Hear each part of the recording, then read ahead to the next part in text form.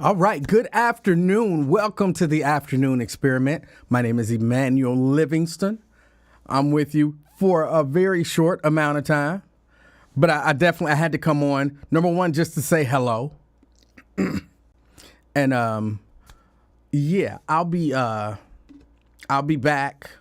I'm not sure that I'll do a show tomorrow, just because things are still so hectic afterwards.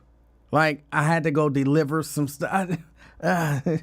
Things were still so hectic afterwards. And then today, things got even more hectic from my little trip. So, but I think I'll be here tomorrow.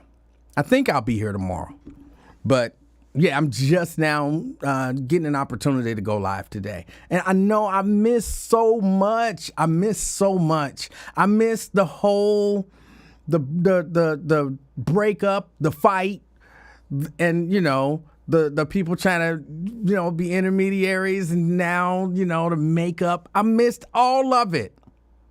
And I had good stuff. To say, but I missed it all. Now they're doing all of the protesting, and I don't know how to feel about this. Now, I'll be honest, I haven't really watched much news about it, so my brain ain't clouded by everybody else's opinions. And I don't know how to feel about it, but I'll get into it in just a second. Let me say hello to everybody, as I customarily do. This should be really quick, because I did announce, somebody put up there, I did announce I would be back on the 11th, because I thought I would be back on the 11th. And then on the 11th, so much stuff happened yesterday. I wanted to be here, but then I found myself up in, I don't even remember what city that is, up north in Ohio, driving this gigantic truck delivering equipment back to people. Let me just say hello. Dina Johnson, the angel. She's first. Good afternoon, Dina. Good afternoon. And I think she's representing Walnut Hills. I feel like it's been so long, I don't remember where nobody from. Anthony Prosser in the house. Good afternoon, Anthony. Good afternoon. Got Maria Smith in the house, representing North College Hill. Good afternoon, Maria. Lewis Talbert in the house. Good afternoon, Lewis. Hold on, 1, 2, 3, 4. And rounding out the top 5, Regina Denson Griffin, representing Madisonville. Good afternoon, Regina. Good afternoon. We got David Herring in the house. David Herring, good afternoon. Let me see. David is the smart aleck. Talking about welcome back, June 11th. Nick Brown in the house. He says, greetings from beautiful Blue Ash. Greetings to you and beautiful Blue Ash. Let's see. David says he's representing Butler County today. Dina, yes, Walnut Hills. DeWanda Wise Hunter. Good afternoon to you. Good afternoon. We got Brenda Early out there in Fairfield. We got Samuel Campbell Jr., representing Sycamore Township. David says Toledo. No, I wasn't in Toledo. It was, I don't remember. I don't remember the little city. It's a little city. I don't remember it. But it's near Russia, Ohio. Karen, I didn't even know there was a Russia, Ohio, but there is a Russia, Ohio. And I drove through Russia, Ohio. Karen Dye Williams, representing West End. Good afternoon. Janice, good afternoon. Y'all know she's my favorite. She said she was scrolling and just landed on me. Oh, if I had a nickel for every time a woman just landed on me, I would have a nickel. But thank you for checking me out, Janice, and good afternoon. Let's see. I think that's it. That's all the hellos.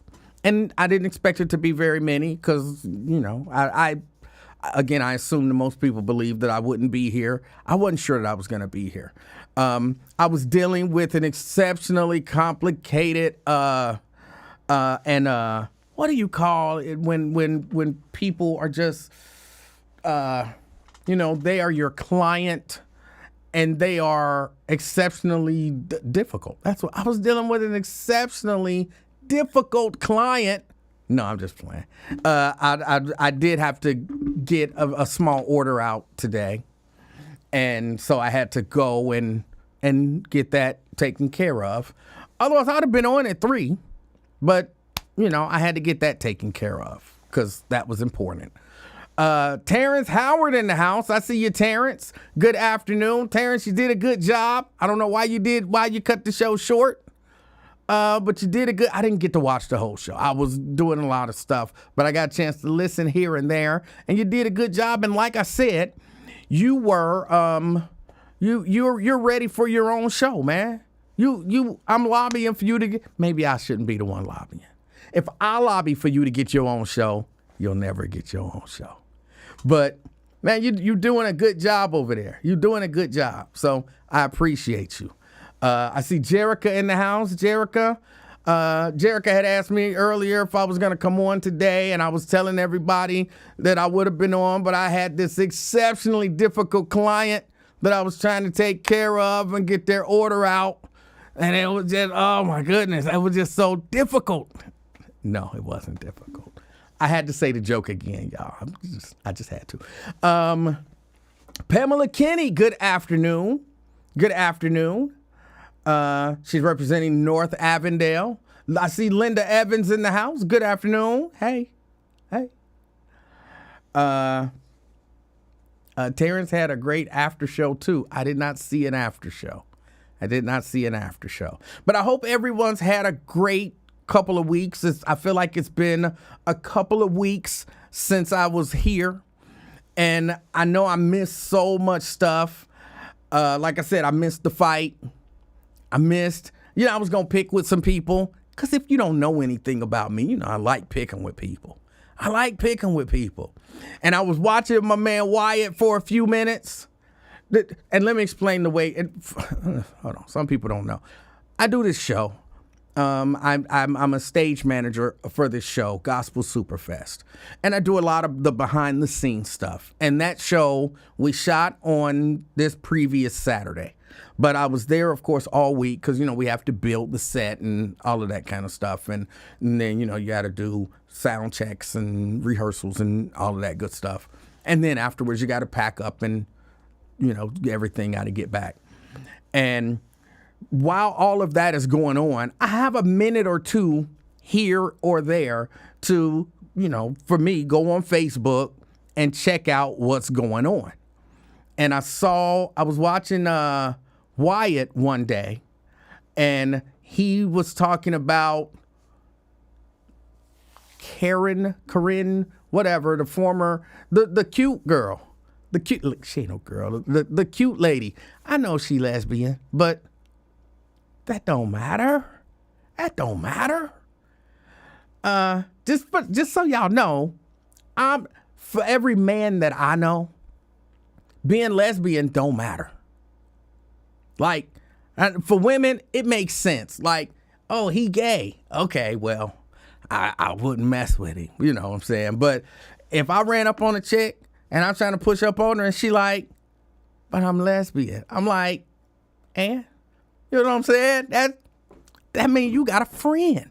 That's all that means. You got a friend. More the merrier. The more the merrier. That's all that matter. But for women, y'all shouldn't be that way. It should matter. But for men, it don't matter. What's her name? Corinne Jean-Pierre? Is that her name? Corinne Jean-Pierre? I feel like that's wrong. But either way it go, she's attractive. She's lesbian. And now she's independent. So, she says, hey, I'm going to be independent now. She's writing a book. Okay. And Wyatt was like, see, they be lying to y'all. And then later on this, and I'm like, but it's all of them. It's all of them. Because later on we found out, not that we didn't already know, Donald Trump been lying to us. 1 minute, they remember when they was asking about Elon Musk and drugs and everything, and Donald Trump was like, he ain't using no drugs. That's all fake news. And then when they get into a fight, he's like, he's the biggest drug addict I ever seen. I don't know if he used those exact words, but one of them ain't true, right? Either ain't no drugs, nothing to see here, or he's a big drug addict. One of those two is true, which means when he said one of them, he was lying. So that means he brought a drug addict to handle the people's, well, just to fire people and pretend like he was saving money. And I mean, this whole thing is crazy. All of it. They're all lying to us. They're all lying to us. So I was watching him and he like, oh yeah, see they lied to y'all. And I'm like, okay. But I'm gonna be honest with you. Everything seemed to be going all right. I don't know exactly who was running what under the Biden administration. I tend to believe, because I watch interviews and such, and, Biden interviews, I tend to believe, yeah, he was a bit diminished. You know what I'm saying? He wasn't like he was when he was 40. But who is? You know what I'm saying? Who at damn near 80 is the same that they were at 40? Yeah, he think a little slower and process things a little slower. That don't mean he wasn't making decisions. And it wasn't people rioting in the streets, okay, protesting in the streets, burning American flags and stuff under him. Princess Flower says, is today Emanuel Livingston first day back? Yes. Terrence said, how are the cicadas in your hood? There are none. I live in the hood, bro. Ain't no cicadas up in the hood. No, there may be, but there aren't any in my neighborhood. No cicadas in my neighborhood. Now, I did go to Kings Island before I left, and they were up there. They were strong up there, but no, none in my hood.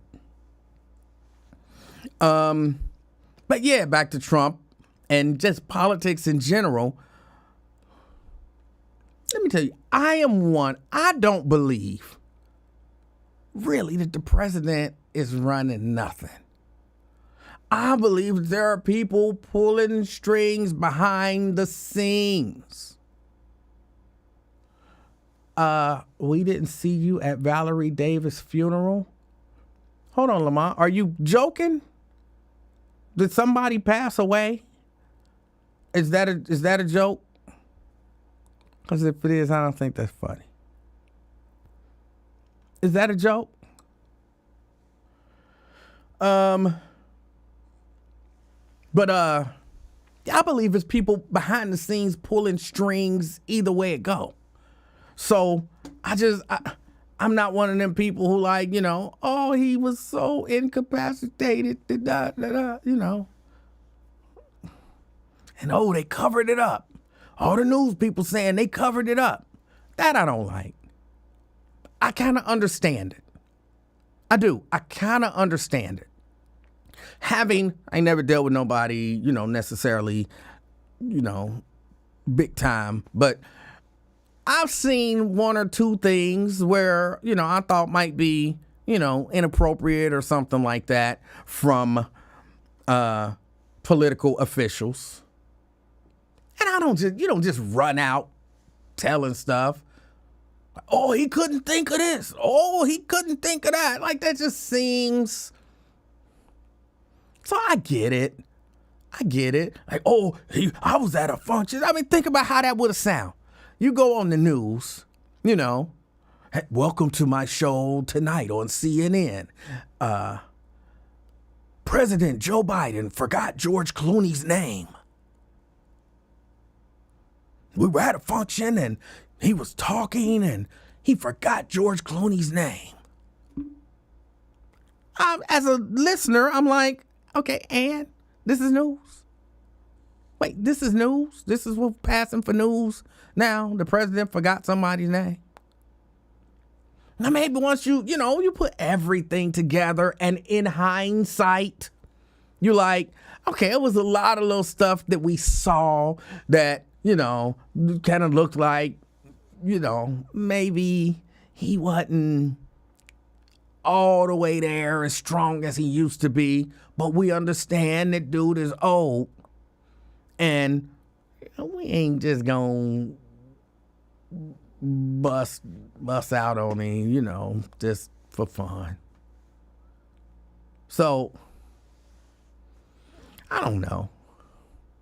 Everything was still happening. And now Trump is sending in the Marines.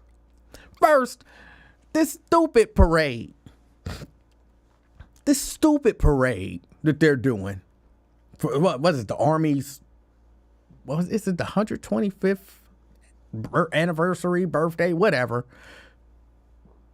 Trump saw some dictator doing one of these stupid parades, parading tanks and missiles and stuff down the street. And because he wants to be a dictator, he thought, ooh, I want to do that. That's really all this is. That's all this is. Anybody who don't know that, something is wrong with you. That's all this is. And it's stupid.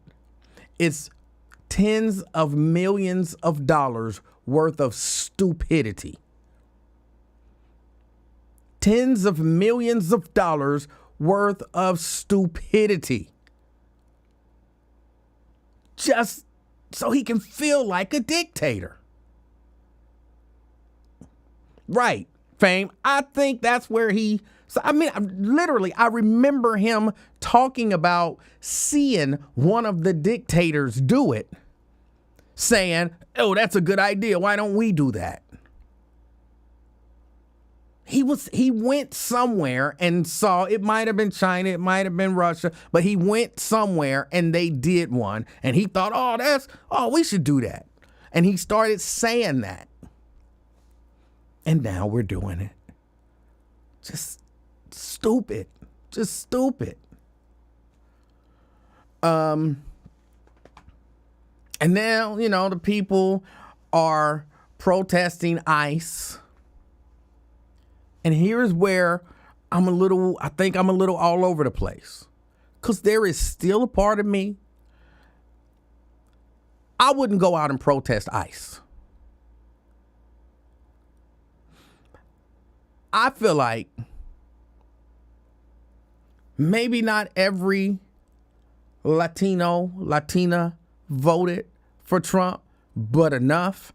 And he was telling y'all what he was going to do when he was running, and y'all still voted for him. Y'all get what y'all get. We told y'all, dumbasses. We told y'all. But y'all did it anyway. So what? Now I'm supposed to feel bad for y'all? And y'all out there protesting. Protesting what? Protesting what you voted for? Well, Emanuel, the people out there protesting are probably not the people that voted for Trump. I don't know that I agree with that. They were so disillusioned that somehow they thought, he ain't talking about me and mine. He just talking about the gang members. He was talking about all y'all. He was talking about all of y'all, but y'all voted for him. So I find it hard, even though I don't agree with what they doing. I don't agree with what they doing. Because to some degree, they are just rounding up people and then making up stuff. I don't agree with that. But I disagree with it strong enough to really disagree with it. But not strong enough to override y'all vote.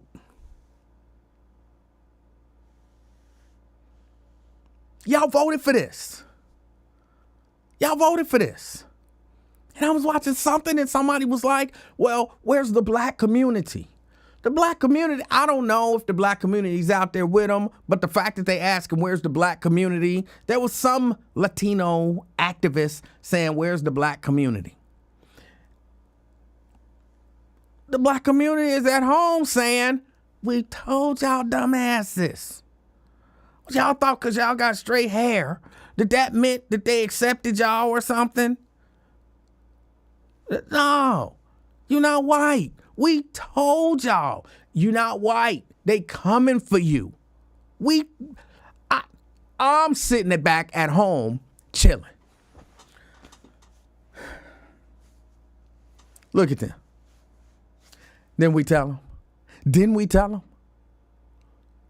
Nah, they up there talking about Latinos for Trump.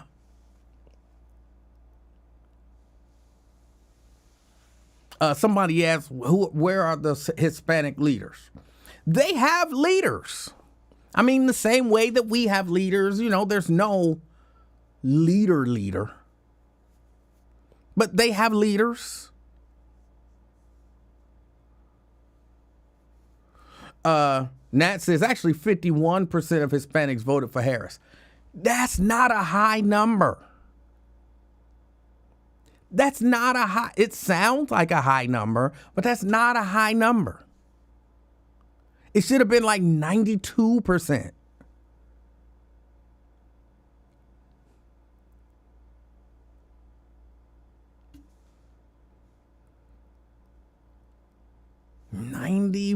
%. Really, based on what he was saying, it should have been like 99%. And then they should have been whooping ass of the 1% that was doing the opposite.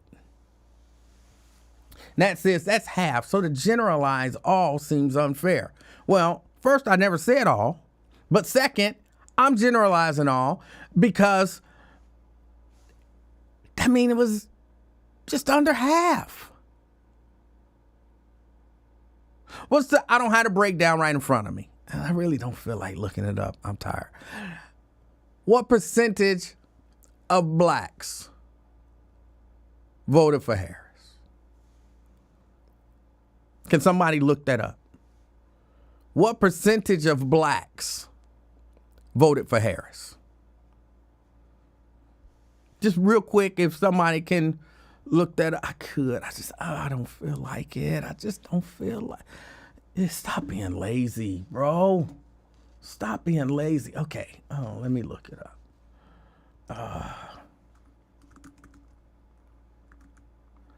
Oh, for real? Now you ain't gonna work? Okay, there we go. Hold on. For real, you're not gonna work? Okay. All right.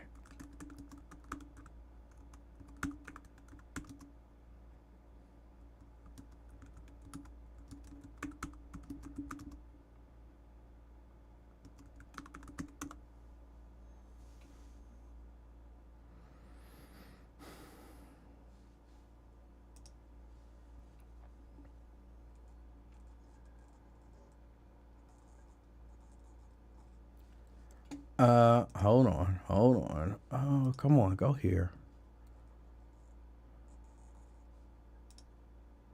And go here. And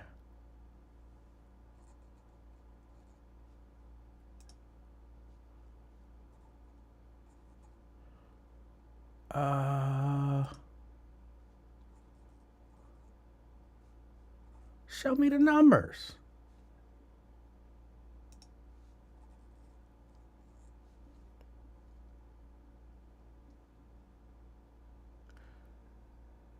Let me see. 55% of Latinos supported Harris. 43% of Latinos supported Trump.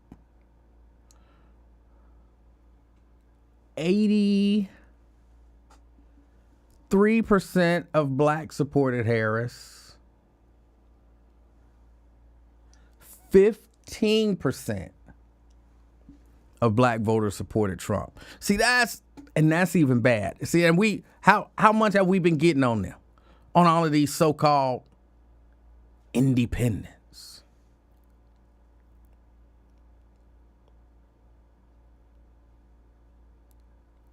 I didn't hear Latinos talking about the Latinos who voted for Trump.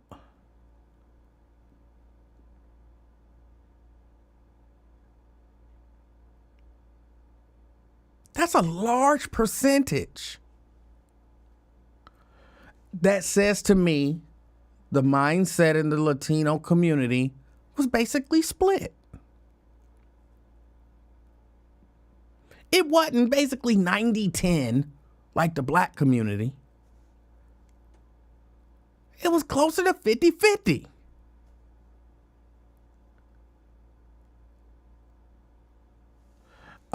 Vernon says, I can't believe we're still discussing a Democratic candidate who lost every swing state.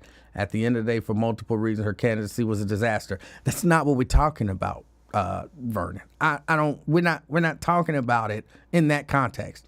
Whatever, the election is over. So yeah, that's not necessarily what we're talking about. Listen for a minute and then grasp what we're discussing before you start trying to be smarter than the rest of the room. But yeah, if y'all 50-50 on him, y'all get what y'all get. We told you. You did what you did. Now you deal with it. I'm not burning no flag with you. I'm not protesting with you. When the Marines jump on your I won't like it, but I'll understand. I'll be like, okay. Bet they'll vote different next time. Next time that there's a candidate saying, here's what I heard Trump saying, which I don't understand how they didn't hear this. I heard Trump saying, I'm deporting all y'all brown asses. As far as I'm concerned, all y'all Mexicans getting out of here. But they're not from Mexico, sir. They're from Puerto Rico. Puerto Rico, Mexico, it's all the same. I want to get all of they Mexican asses out of here. But I'm from Venezuela. I want to get your Mexican ass out of here. I'm from El Salvador. I want to get your Mexican ass out of here. That's what I heard Trump saying. All those countries, I want y'all to go back to where you came from, and I'm going to do everything in my power to kick y'all out. How did they hear anything different? And they voted for dude. So now y'all out protesting ICE. They not getting rid of ICE. They're not getting rid of ICE.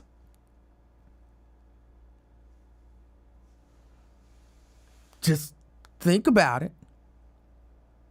And next time, excuse me, and next time, if we have another election, listen to what the candidate is saying. Listen to what the people surrounding the candidate are saying. Listen to the propaganda that they're putting out about you. Like, listen to Fox News. Listen to, what's those other OAN and is it News Nation, News Now? It's something like that. Listen to them. Listen to how they talk about you.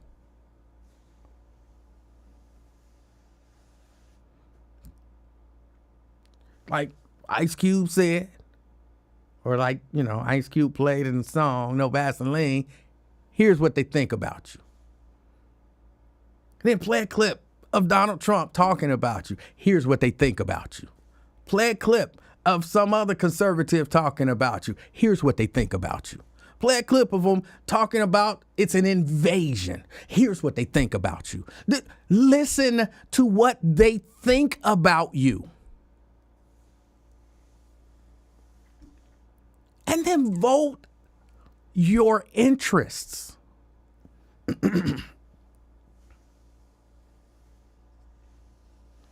Yeah, I'm sorry. I'm sorry y'all going through this.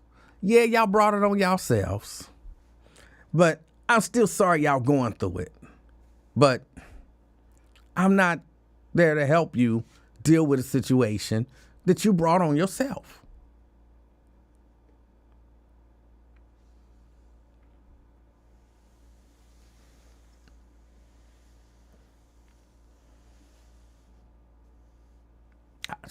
I'm just not. Jeannie said, I wish they would mistakenly haul off Melania. They don't want to get rid of, I mean, I know y'all know this. They don't want to get rid of the white immigrants. White immigrants are good. Matter of fact, let's send them a plane and fly them in. Give them immediate citizenship.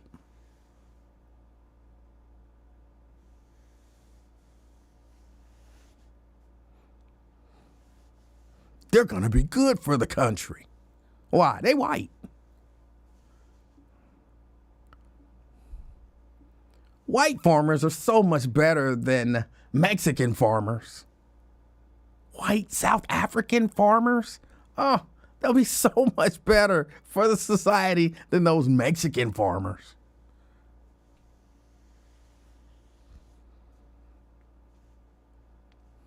Nat says, first they came for them. You think they ain't coming after your black A2? Well, it's not just that. Because I still, if it's 50-50, half of y'all feel like this is what was needed. I would be on their side.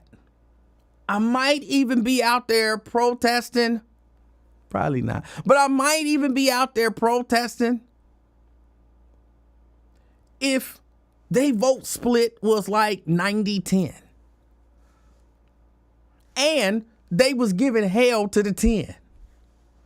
I might be out there with them like, yeah, I'm with y'all. But when your split is basically 50-50, 60-40, no. That means you need to suffer a little bit more to understand. See, look, I got some Latino friends. I've had Latino people over my house for dinner. I got some Latino friends. And some of them feel that same way. Remember I was talking about the Africans when they come over, and they come over with a different mindset. And for, a lot of people, they believe the propaganda that they hear about black people, and, black people are lazy, and black people don't want to do this, and black people are angry, and black people are this, and they believe that stuff.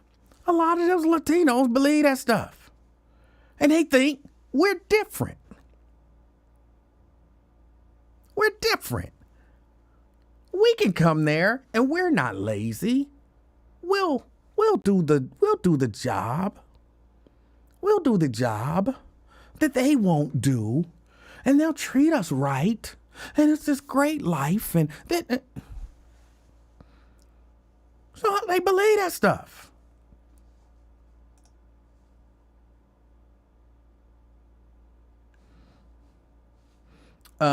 Nat skewing those numbers. It wasn't 51 versus 36 according to the Associated Press exit polling. It was 55-43. Don't be trying to skew the numbers.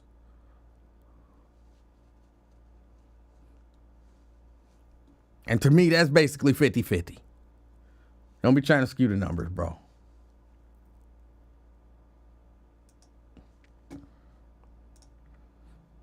But like with my African friends, once they get, into the society and get into those jobs, and then they start experiencing discrimination and racism and all of that kind of stuff, then they be like, well, wait a minute, these black people was kind of on to something. And maybe now we're the black people that help us.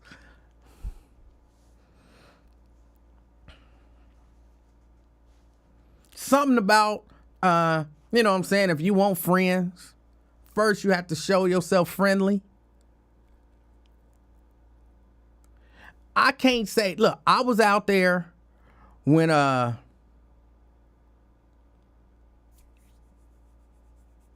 Oh, I'm so disappointed and disgusted with myself that I couldn't remember George Floyd's name right off. When George Floyd, I saw black people out. I saw a lot of white people out. I was shocked. I didn't see that many Latinos out there. I didn't see Latinos out there saying, hey, justice and this and that. I didn't see that.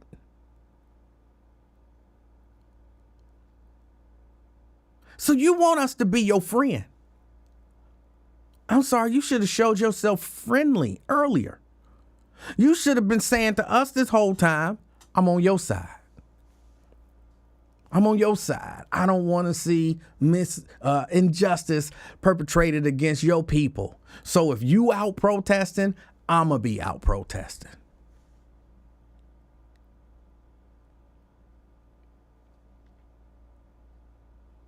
You want to, we voted to put ourselves in a situation, not paying no attention, and now we want y'all to show that y'all are our friends.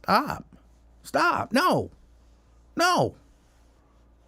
You've had plenty of opportunities to show up en masse with us, but you didn't. You didn't, because it wasn't you.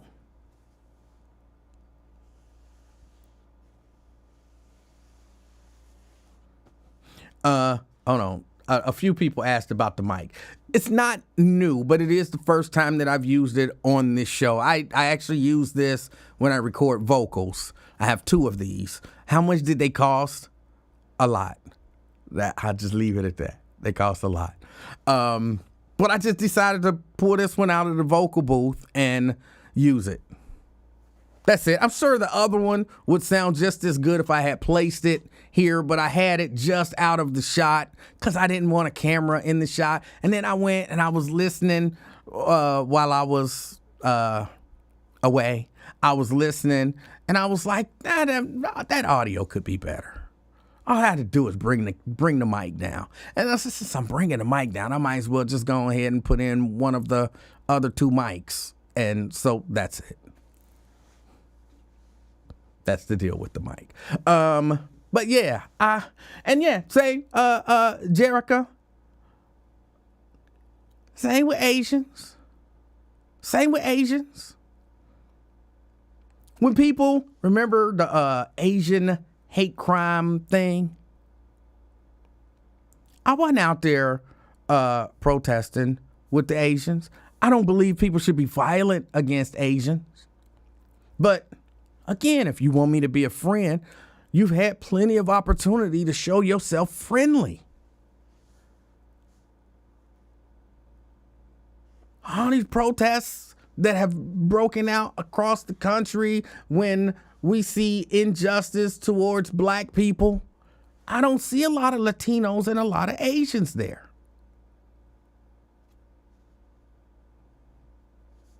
I just don't.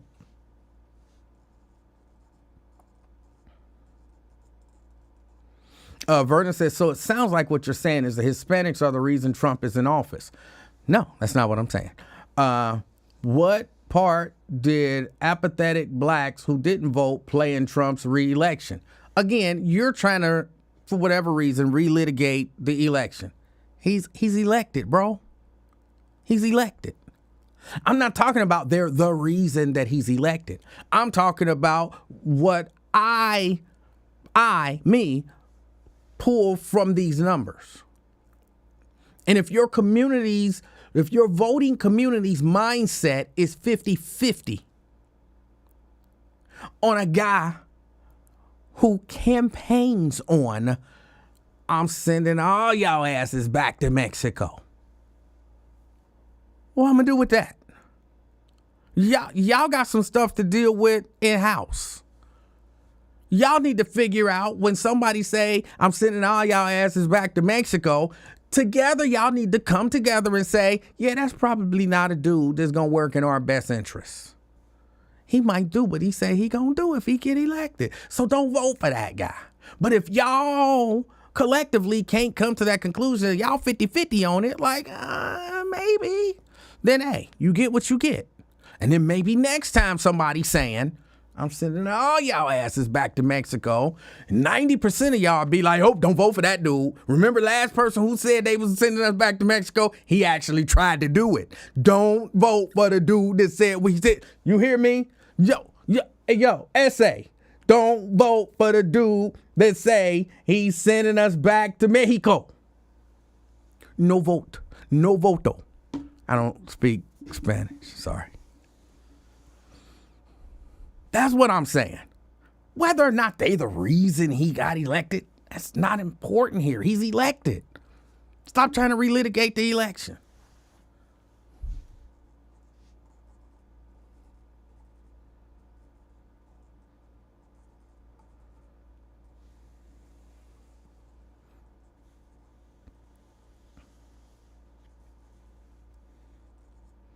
Terrence says Asians are extremely colorist. But that's one, I don't have a lot of Asian friends. I have a few. I've had Asian people over my house for dinner, it's true.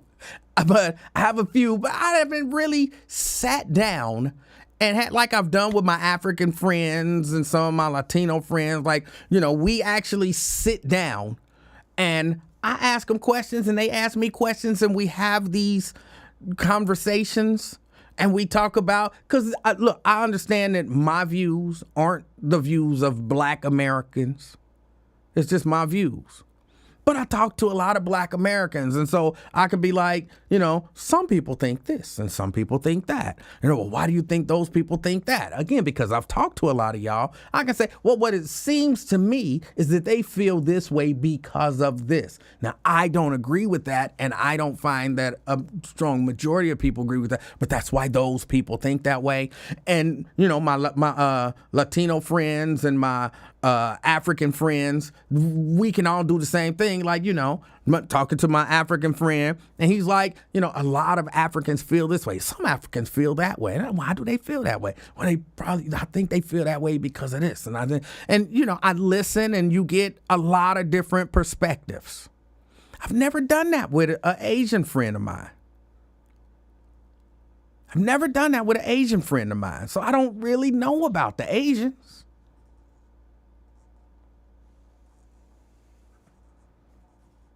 I don't really know about the Asians. I can't say.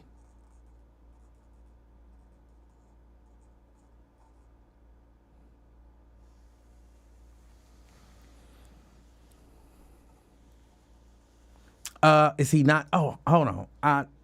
Wait a minute. Let me open up the phones. Oh, I got a lot of stuff open here. Hold on. Let me close some stuff. I was dealing with a difficult client today. I really was. She was lovely. I'm just calling her difficult for no reason whatsoever. I don't know why. Oh, let's see. All right, it's updating the phone app. Hopefully that static thing is fixed. We'll see after the first call. Usually you'll do a call and then the next call, unless the first call is really long. All right, so the lines are open. 513-717-KING. 513-717-5464. The lines are open. Sorry about that. I hadn't opened them up.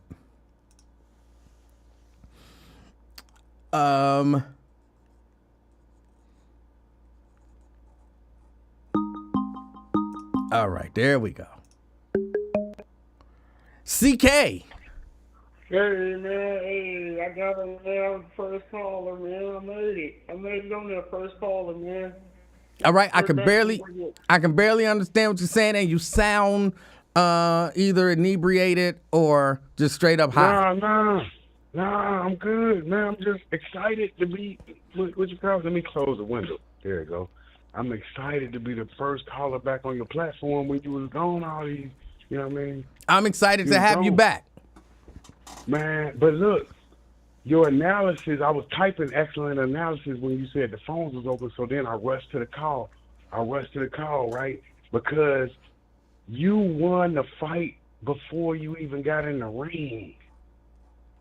because I called Wyatt's show and I was saying black folks the most treachery, the most. I said I was naming a situation where, similar to yourself, a boycott of the NFL. Okay. And you see the words you used about you won't cross that line unless your demands. Yes. Well, Lord Jamar he went against all his words and went straight to the NFL Super Bowl. See what I'm saying? So, with your analogy with the Mexicans, brilliant, Livingston, brilliant. That is tremendous treachery, larceny, and betrayal. What is your thoughts? I barely understand what you're saying. I mean, I barely understand the point that what are you asking me? The level of your own people when you voting for a guy that said we gonna get you out of here. Yes. Yes, that is. But again, I don't even really know how to articulate it well. I kind of blame them, but I don't blame them, which is why I said on this one, I think maybe they just need a little more suffering. Some people, you're like, hey, they don't they don't believe S stink, or they don't miss their water until the well run dry. I don't know if that one applies, but it's certain times when you think one thing and then you have to experience it. And I just feel like this might be one of those things where, maybe they thought, hey, we're going to vote for this guy. He's just talking, but, he's good with money. And so we're going to make more money and life is going to be great. And sure, he might deport some gang members, but I'm not a gang member. And so I'll be fine. And if you haven't experienced America like we've experienced America, you might think that. But they're experiencing America now. And so, they need to go through this. I mean, you know how it is. Sometimes you don't protect your kids. Sometimes you let them get themselves into situations and you watch them and then they learn. And so then the next time, I wouldn't let my kid touch the inside of a hot stove, because that'll burn their little skin off their hands. But I might let them touch the outside. Hot. Yeah, I kept telling you don't touch that. But then once you finally touch it and you say, hot. Okay, now you know. I don't have to tell you no more not to touch it. You know. Learn today. Don't touch that. Sometimes you have to deal with that and you have to go through it. And I think that's where they are right now. They just have to go through this suffering to learn next time. Don't vote for the dude that say he gonna get rid of the Mexicans, because he might. So listen to what you're saying when you say most suffering. So you're saying the slavery and crack made us stronger as a people? That's more suffering. I don't know that slavery and crack made us stronger as a people, but I think it definitely feeds into our mistrust of the system. And I think a lot of times that helps us deal with different things. Like, what I'm saying? I think you got some people, and I don't want to call nobody no name, so I'm going to try to be careful. But you have some people who relate to that struggle, and they like, ain't nowhere in the world I would vote for the clear racist in the race. Like, the clear, blatant racist in the race is not going to get my vote. Even if the other candidate is bad, the blatant racist is not going to get my vote, because we've seen American racism at work. So are we better for it? Maybe, I don't know. But we watching the whole thing kind of side-eyed, like, okay, let me see what's happening here. What did he say? Yeah, I done heard something like that before. I'm not voting for that dude. What did he do? Yeah, no, we seen that before. I don't know No. that that's what they've seen. But Livingston, let me ask you this. I'm gonna get personal, very personal. Uh-oh. Let's say Jamar Chase himself gave you season tickets to the NFL, right? Okay. Next year, right? While this boycott going on, and it's public, you made it public, and you made your statements. For the most part, I mean, not for the most part, but me personally, I believe everything you're saying, right? All right. Now, let's say you attend, you miss the preseason, but then you go to the first game. I'm going to ask you, really, how would you feel about yourself if you did that? Again, I'm not 100% sure that I understand the question, but I wouldn't go to a game. Even if he gave them to, like, here is tickets. Boom, put them in your hand. Now you got them. I don't care what you do with them. I would give them to somebody who goes. I wouldn't go. So please understand closely now. I know you're intelligent, you're smart. I'm just telling you that analogy because that is exactly what Lord Jamar did. And he went harder than you did against the NFL. At least because you went hard against the NFL and you wanted your demands. Colin Kaepernick or a black owner. Am I right? Right. So none of that happens. You attend the game. Okay, this is what I'm just telling you, Lord Jamar. He is Emanuel Livingston. He did the same thing, but you are staying strong. See what I mean? Well, I mean, hold on, but in all reality, he's got a right to change his mind. I don't intend on changing mine. To the Minister Farrakhan Livingston, after he apologized to after 5 years, sir. After 5 years, I'm sir. not under. First, I don't know who Lord Jamar is.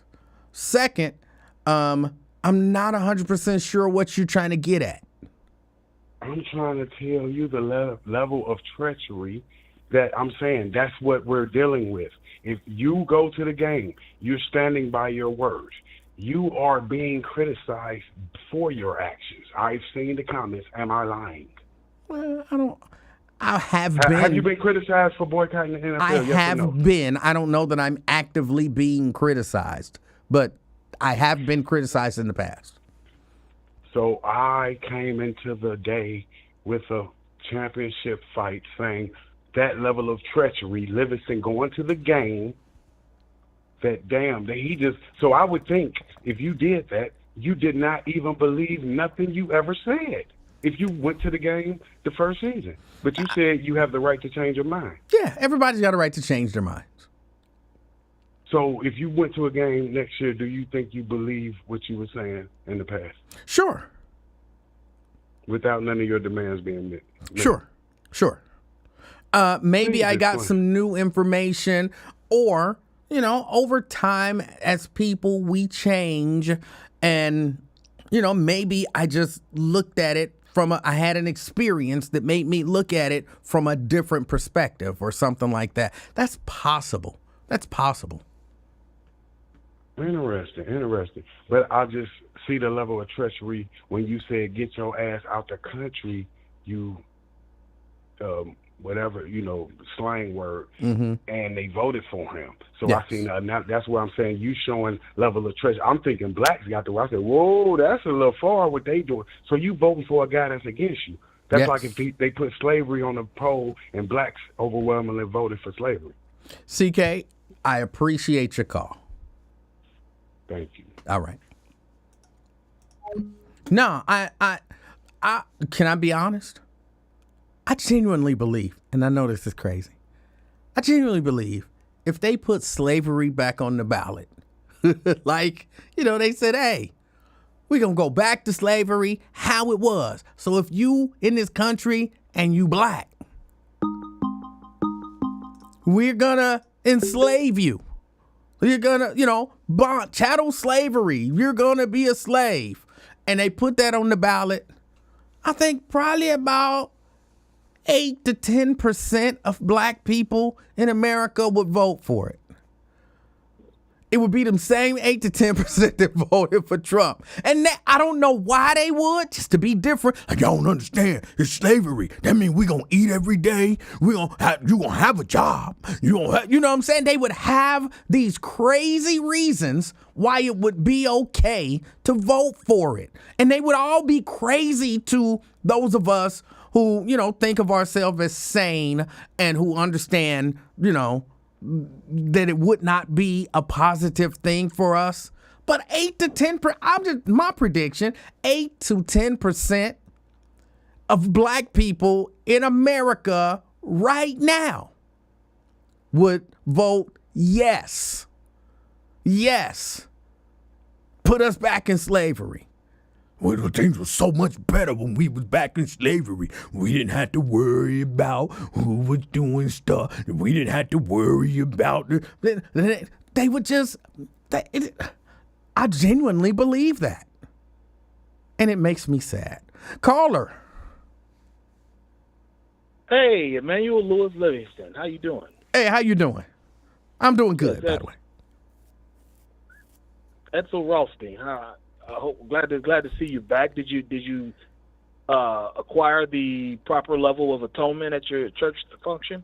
I was not attempting to acquire atonement. I was just attempting to manage the stage, and I did a great job. Oh, okay. Well, you can do that from Zoom now. You know that, right? No, you can't. No. Oh, I mean, you could have had a Zoom meeting and say, "Hey, close the curtains." Okay. I'm just saying, you ain't have to leave us stinking for a week and a half. I don't know that it worked. Maybe I'll try that next year. Yeah, you know what I'm saying? Damn, you act like you was up there running the show singing or something. I just want to say that, contrary to the our eloquent host's opinion, I actually like military parades. Okay. I like letting the world know who he is and what it's going to be if you get out of pocket. You know what I'm saying? I think it's a great. You just don't like it because it's Trump. No. If Obama did it, you would be like, okay. No, I wouldn't. Let me ask you this. What country would you say we should be afraid of? Russia, North Korea, and China. All right. And you believe that we should be afraid of Russia because you saw a military parade? No, not afraid, but concerned. Keep a watchful eye on them. Okay. You actually said afraid, but we just gonna change that. So your question was afraid, and I wanted to. Yeah, as a U.S. we shouldn't be afraid of nobody. Okay. Anybody want to come out there and have a meat swinging contest? U.S. should jump in wholeheartedly. Okay. All I'm saying is that the U.S. Go ahead. I'm sorry. Go ahead. Maybe I was mistaken. I thought you said afraid, which is the reason why I phrased the question that way. So you believe the only reason that you believe we should be concerned about Russia is because you've seen them have a military parade. Well, and according to media reports from our media, their leader, what's his name, Putin, is rather unstable and irrational. Here's why I'm asking the questions that I'm asking, because clearly, I've never seen a Russian military parade. Okay, I know I assume they have them. I haven't seen one, but I think because as it's reported to us, they have an active, strong military and nuclear weapons. They're somebody that you should take serious. Same with China. Again, I haven't seen a military parade from them, but I believe that we should probably take them serious. I don't understand the idea that a military parade. I think us going all over the country, blowing people up, is enough to make people take us serious. So I don't understand the need for a military parade. I don't understand the need for a lot of parades. The gay parade, The Reds opening day parade. A lot of parades I don't understand, but while they're doing them, some of them I will participate in. Not the gay parade, but at least the damn Reds parade and a military parade. That'd be nice to see. You know, some real live tanks and stuff rolling down, Southwest Pennsylvania Avenue, or wherever they showing them at. Like that I think that, other than just on TV, I think that's pretty cool to see. Okay. That might make a young man who's what do you call that? Vacillating between going to service and not. That might help him make a decision. Okay. Maybe. I think it's foolish, but that's just me. Yeah, I mean, for 20 years we've known you to be a cynic. Would you not agree? I reject that. No, I'm a realist. Ever since you've come into Cincinnati news and political lexicon and conscience, one thing for sure, two things for certain: Emanuel Livingston is a cynic. Again, I don't know. He doesn't like America. Again, I don't know that I agree with that. I don't know that I'm a cynic. I think I'm a realist. And, just again, for me, realistically speaking, it's kind of foolish. But I mean, you gave me a different perspective on it. Maybe there's some person, like you said, vacillating, and they might see a tank riding down the street and say, ooh, I want to drive one of those. People do actually do things like that. So you might have a point. I mean, all the rappers talking about how they saw the drug dealers with the big fly cars, and they said, I want to sell dope like him. Yeah. Maybe you see somebody riding a tank, or hoisting a Tomahawk's cruise missile in the air. They like, yeah, I want to let one of those go. Yeah.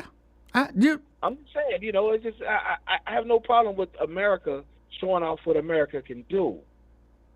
Because in times like this, people think we weak. We just had two women. Two of the last three elections, we had women running for president. We got a complete foreigner, who was rubbing elbows with our president and mad because the president said that, no, you can't be on these briefings. And got mad. Now he's trying to say he a pedophile, this, that, and the other. I mean, it's like, wait a minute. I didn't vote for Trump this time, but at the same time, like, I don't appreciate a foreigner, disrespecting our president. I do live here. And I'm not going anywhere. You understand? Hold on. What foreigner are you talking about? Musk. Musk said that the reason why there's no the Epstein files ain't come out because Trump's in them. That's probably true. It might be, but your punk ass ain't about to talk about my president, whether I voted him or not. That's crazy talk to me. I like my country. It ain't the best thing, it ain't the best.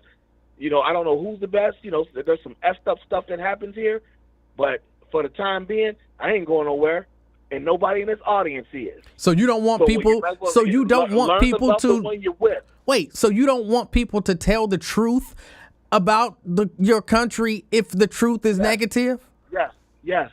Oh, that's foolish. I want to hear from a foreigner. Oh, that's foolish. I know.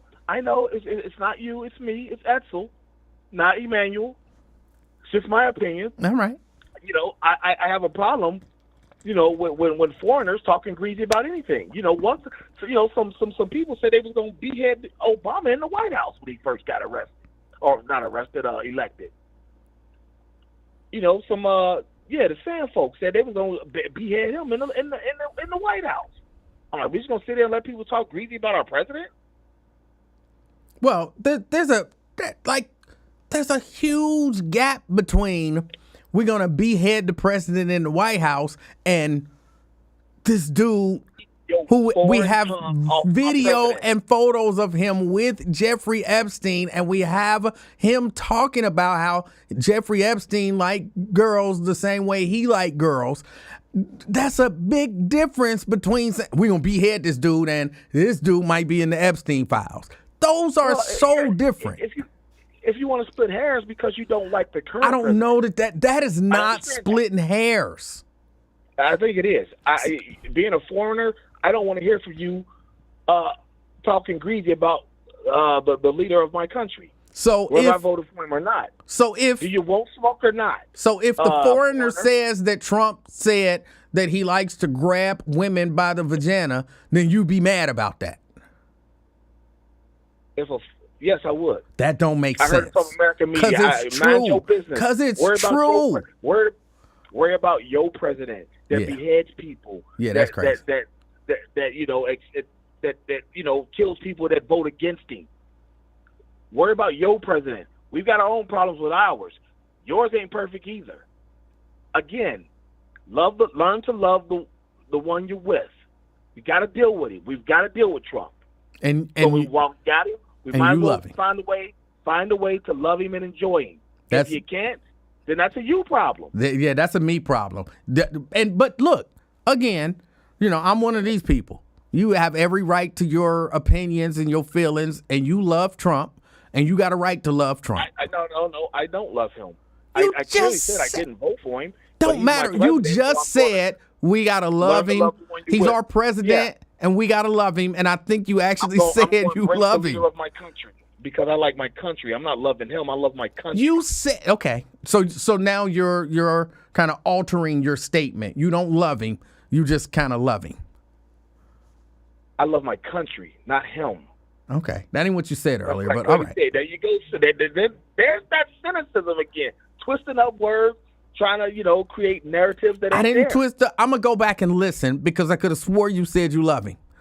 Yeah, you was Because out for he's too your long, president, you forgot- love him. You forgot the protocol. You said you got to learn to love him, and you've learned to love him because he's your president. I thought you said that. I've learned to love the one I'm with because he is the president of my country. That means you love him. I'm not going anywhere. That means you So I love have to him. deal with it. Don't be ashamed. Just you love him because he's the president. You Okay, love him. Okay, fine. For lack of argument, yes, Okay. I love him. He's All the right. greatest white man that ever lived. And you said that. I didn't. So okay. Yeah. So you know what I'm saying? That's where I'm at with it. Okay. Open hearts. My hearts and hands are open like that God you like. Okay. You understand me? I think I do. Ain't that what that God that you like would say? Love everyone? No. Oh, he wouldn't say that. Oh, okay, my bad. I don't go to those. I don't go to those type of religious services, so I don't know what he would say. Okay. I don't generally listen to Kenny Loggins. But hey, Emanuel, it's always a pleasure. I'm glad you're back, and I look forward to talking to you again. And it was a strawberry moon last night. I'm a little tired. I was out doing wolf shit, but yeah, I'm recovering, and I'll be back at it tonight, rampaging as well. All right. Oh! All right. Thank you for your call. That was Edsel. Y'all can say what y'all say. I still don't believe that man's name is Edsel. He can say what he want to say. I don't believe that man mama named him Edsel after no Kellogg dude. I just don't believe it. Y'all can say, he can say what he want to say. And it might be true. I don't believe it. I don't believe it. Oh, Shelly. Hey, man. Shelly, how are you? Well, I'm ready for war. You know, it's coming. Oh. You want to hear? I got a story for you. Oh. Around the year 2000, I worked in an apartment complex in Westchester, off of Mulhauser, called Meadow Ridge. Okay. Familiar with it? I'm not familiar with it, but I'll take your word. Remember around that time when, like, Westwood, like, got rid of all the Section 8 housing and gave people vouchers and, like, moved them out of the county? No, I really don't. I remember, when they kind of did that in Swift and Commons and everything, but I don't remember when they did it in Westwood. But again, I'll accept that it happened. Okay, well, I was a leasing agent at Meadow Ridge. It was an income-restricted new build, right? And it was full of immigrants.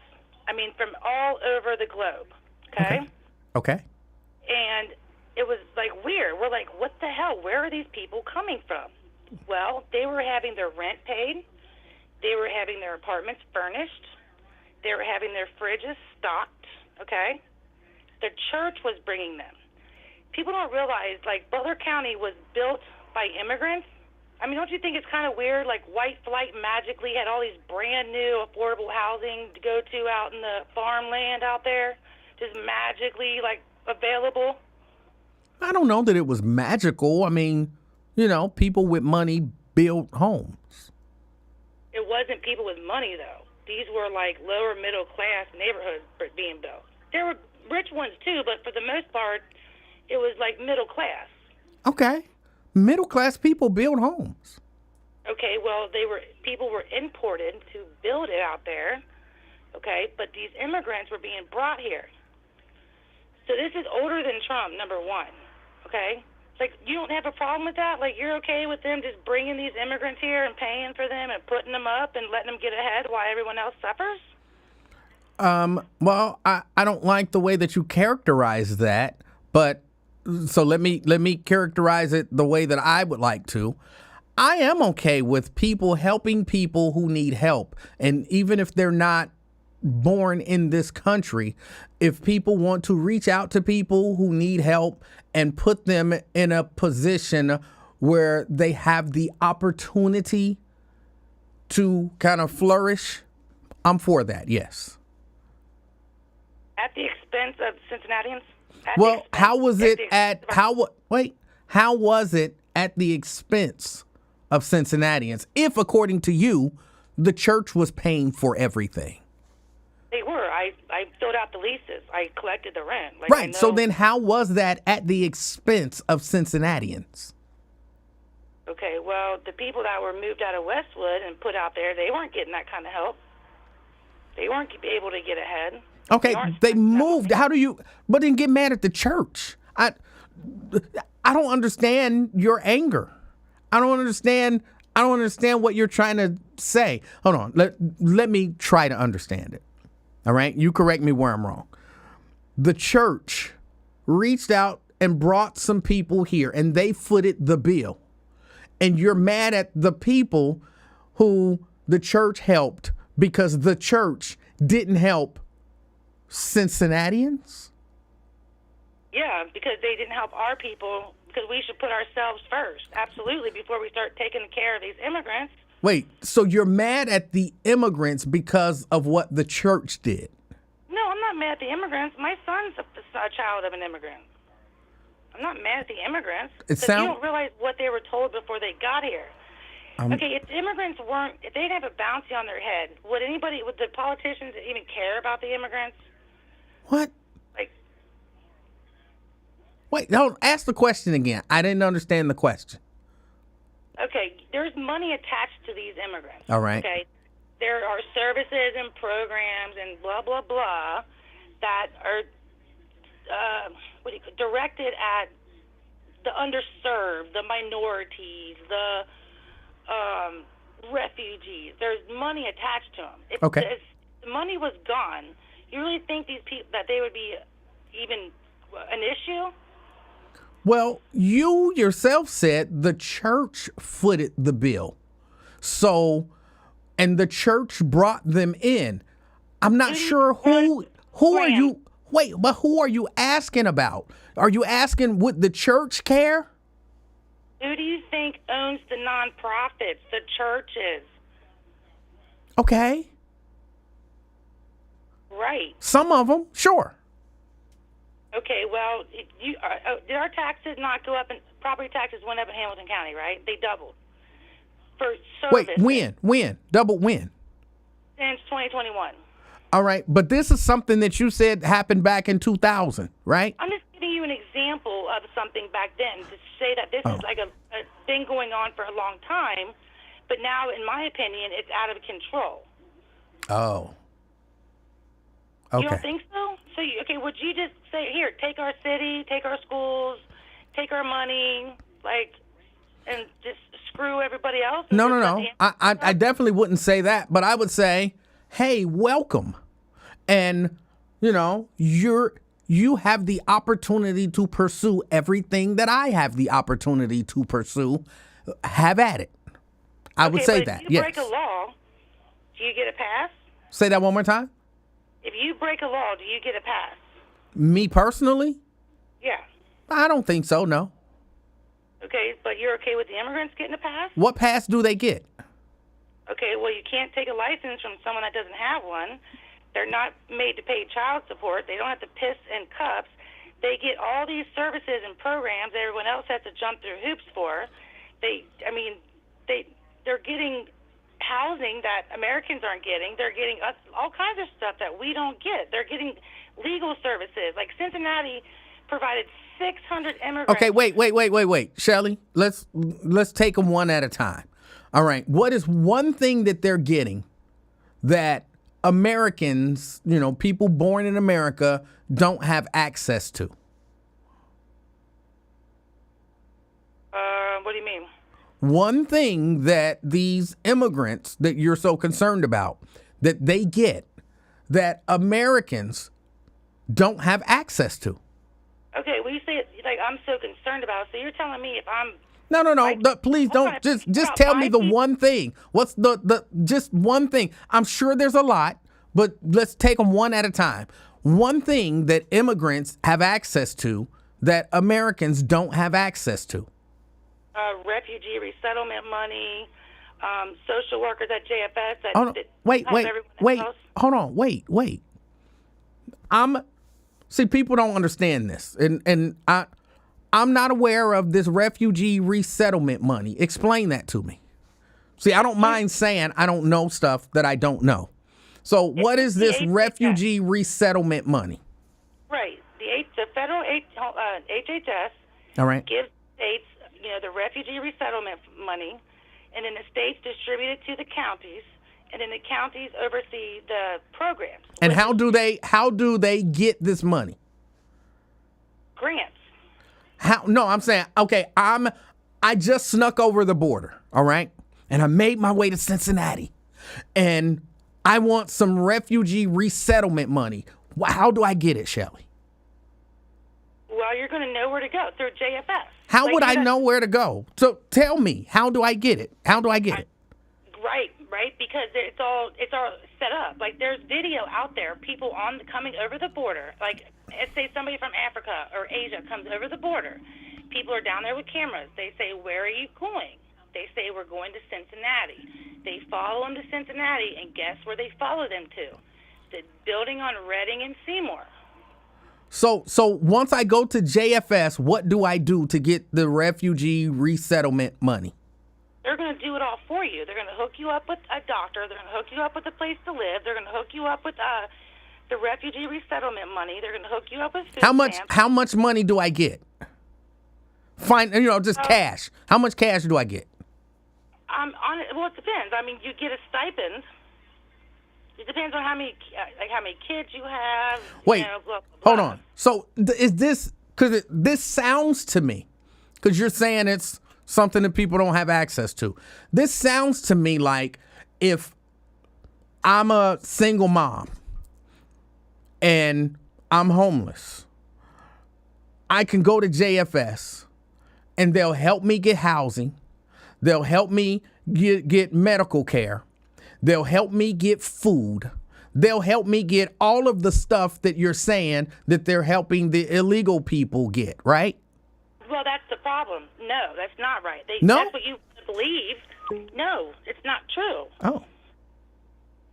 Because people aren't getting the help. Immigrants hold get on. the help. Wait. I just want to make sure I understand this because I'm not out there right now. You're telling me that there is no American citizens that is getting housing vouchers or anything like that, right? I didn't say zero. There were over 2,000 homeless Cincinnati public school students last year. Well. Over 2,000 homeless Cincinnati public school students. But wait a minute. But that's not what we're talking about. You're trying to take us down an avenue that we're not on. You're saying that these illegal immigrants, as you're calling them, are getting things that American citizens don't have access to. So they don't get food stamps anymore, right? No American citizen is getting any food stamps. Okay, so what are you trying to say? Like what I'm suggesting, Shelley, here's what I'm suggesting. What I'm suggesting is that, sure, immigrants probably get housing assistance, but so do American citizens. What I'm suggesting is that immigrants probably get help getting food.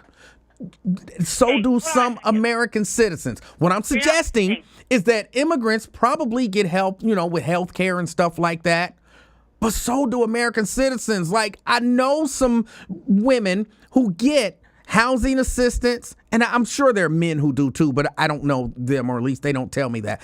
And there are women that I know who get housing assistance, who get food stamps, who get a medical card. I don't know if it's Medicaid or, whatever, SNAP or whatever. They get a medical card for their kids. They get all of the assistance that you're saying that these illegal immigrants get and no Americans get. It's just for illegal immigrants. I know American citizens who get the same assistance. So it feels like you're mad because illegal immigrants get assistance.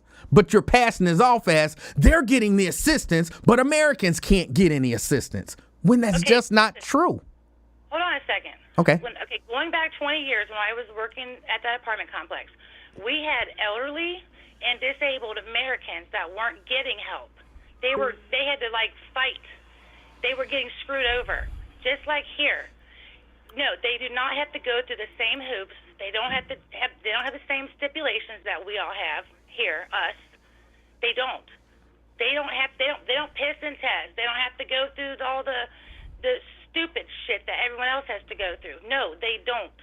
They get everything with no questions asked. Okay, hold on. Let me ask you this. Yeah, Wait. Let me ask you this. So the illegal immigrant that you had a baby by, he's not illegal. You said he was illegal. I said he was an immigrant. Okay. So the immigrant that you had a baby by, he gets all of this stuff, right? No, he's college educated and has a career making good money. Oh. He was married to a public school teacher at one point. No. So all the immigrants don't get it? Which immigrants get the good stuff? I'm not talking about the good stuff. You're missing the point. I'm saying they don't have to deal with the same shit everybody else has to, and that's not right. I'm not sure that what you're saying is true. That's what I'm saying to you. I'm not sure that what you say. So you're gonna what? You're just gonna give the city over to immigrants? Again, I think that's a nonsensical question. If you had to choose to help an immigrant family or a black family over the ride, who are you going to choose? Both. You don't get to choose both. Of course I do. No, you don't. It's one or the other. Nope, I get to choose both. No, you don't. Well, I did. You won't. I chose both. Sorry. I chose both. If I can help, I'm help them both. Try to put me in a nonsensical box.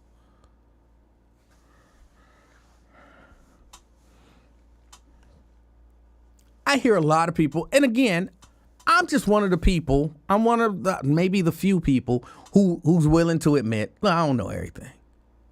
I don't know everything.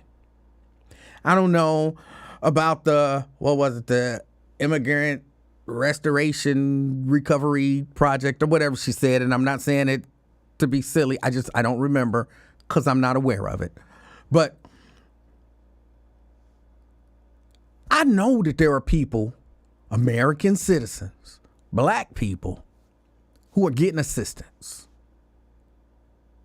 I might know one or two people who might have sold some food stamps to some people because they had a lot of food stamps and they actually said, no, I'm good. I don't need it. That's why I'm selling the food stamps. I got plenty of food for me and my kids, but I could use some extra cash. So, well, my food stamp money gonna hit my card and I'm gonna be selling that because I got enough food at the house. That don't sound like people who can't get any assistance. Now, I'm not saying there aren't some people who probably need assistance who don't get it. I'm not saying that doesn't exist. I'm sure it does. Or who need assistance, but they have to jump through hoops to get it. I'm sure that exists too. But the whole notion of immigrants are taking everything from American citizens and they're taking over the city of Cincinnati. So we just turning over the city of Cincinnati to the immigrants and giving them everything. And the American citizens are getting nothing and they're dying homeless and hungry in the street only because the illegal immigrants have taken all the money and then we don't have enough to help Americans. And that's just, but feels like propaganda.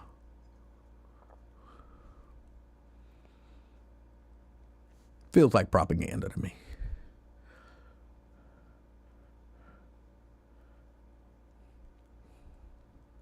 And I'm going to be honest. I know me.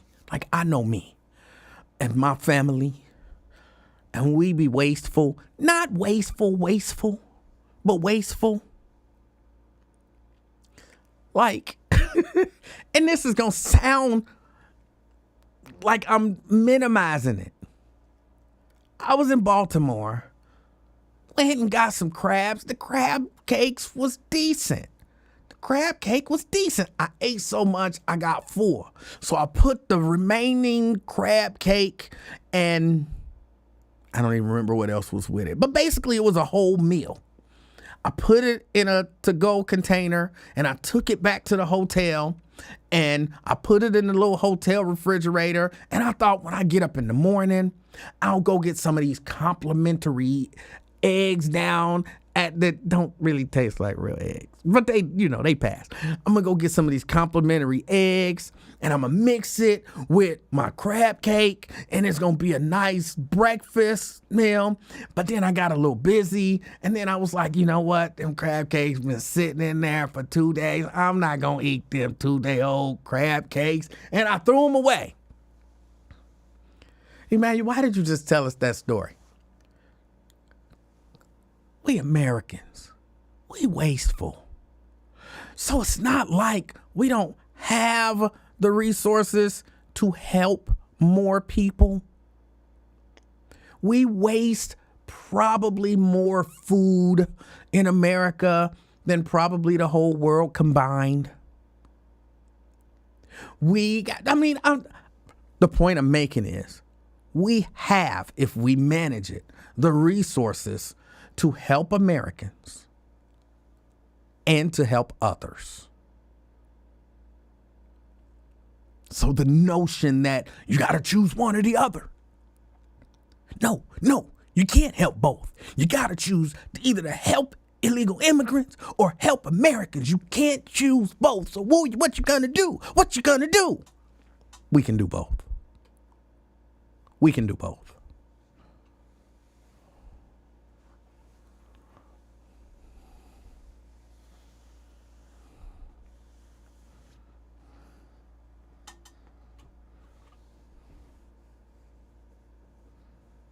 That's what I'm saying. I'm sorry. I don't buy into that. You can only do one or the other. No.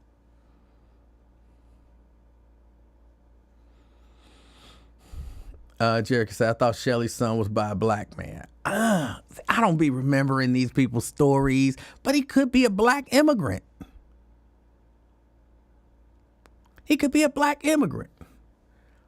Now, I thought the child was by somebody who had some mental deficiencies. I don't know how to say it because I don't want to say the R word, but who had some,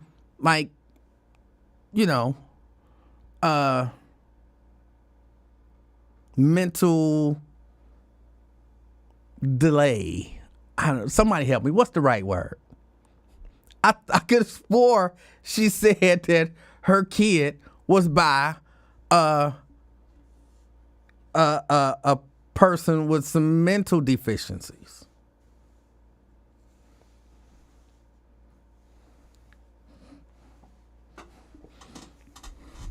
But I could be wrong.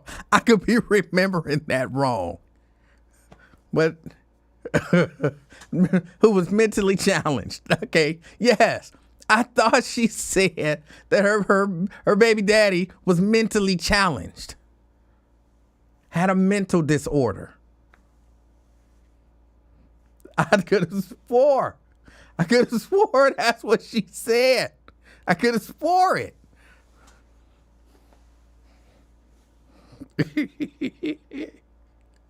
Oh, and now y'all got me laughing about the insemination process.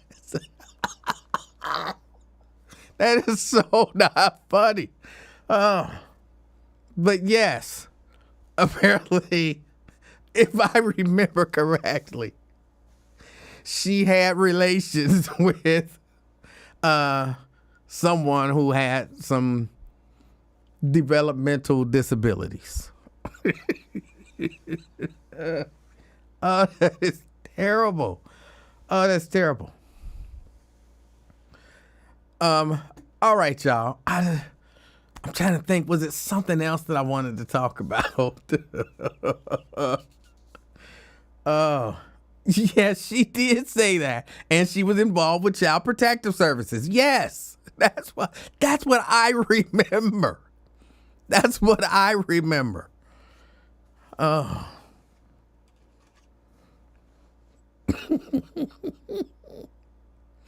But I remember stuff wrong sometimes. So what did we learn today? Well, we learned that Fame or Edsel loves Trump. And I did learn this, and I genuinely did learn this. I did learn there might be some benefit in a military parade. It might be. I still think it's stupid, but it might be. Hopefully we learn that Latinos need to go through this struggle so that they make better decisions next time.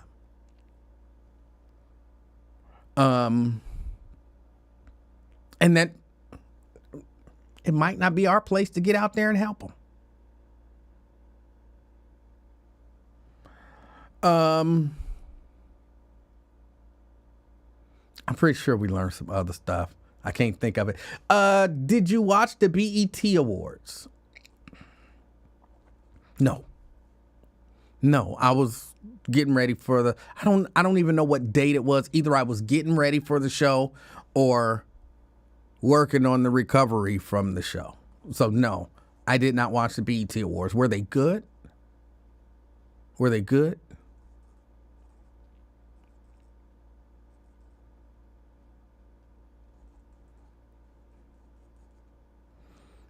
Did Shelly say her baby daddy is special needs? I think at one point, yes, she did. But now he's college educated and married to a teacher, which I didn't know that was a flex.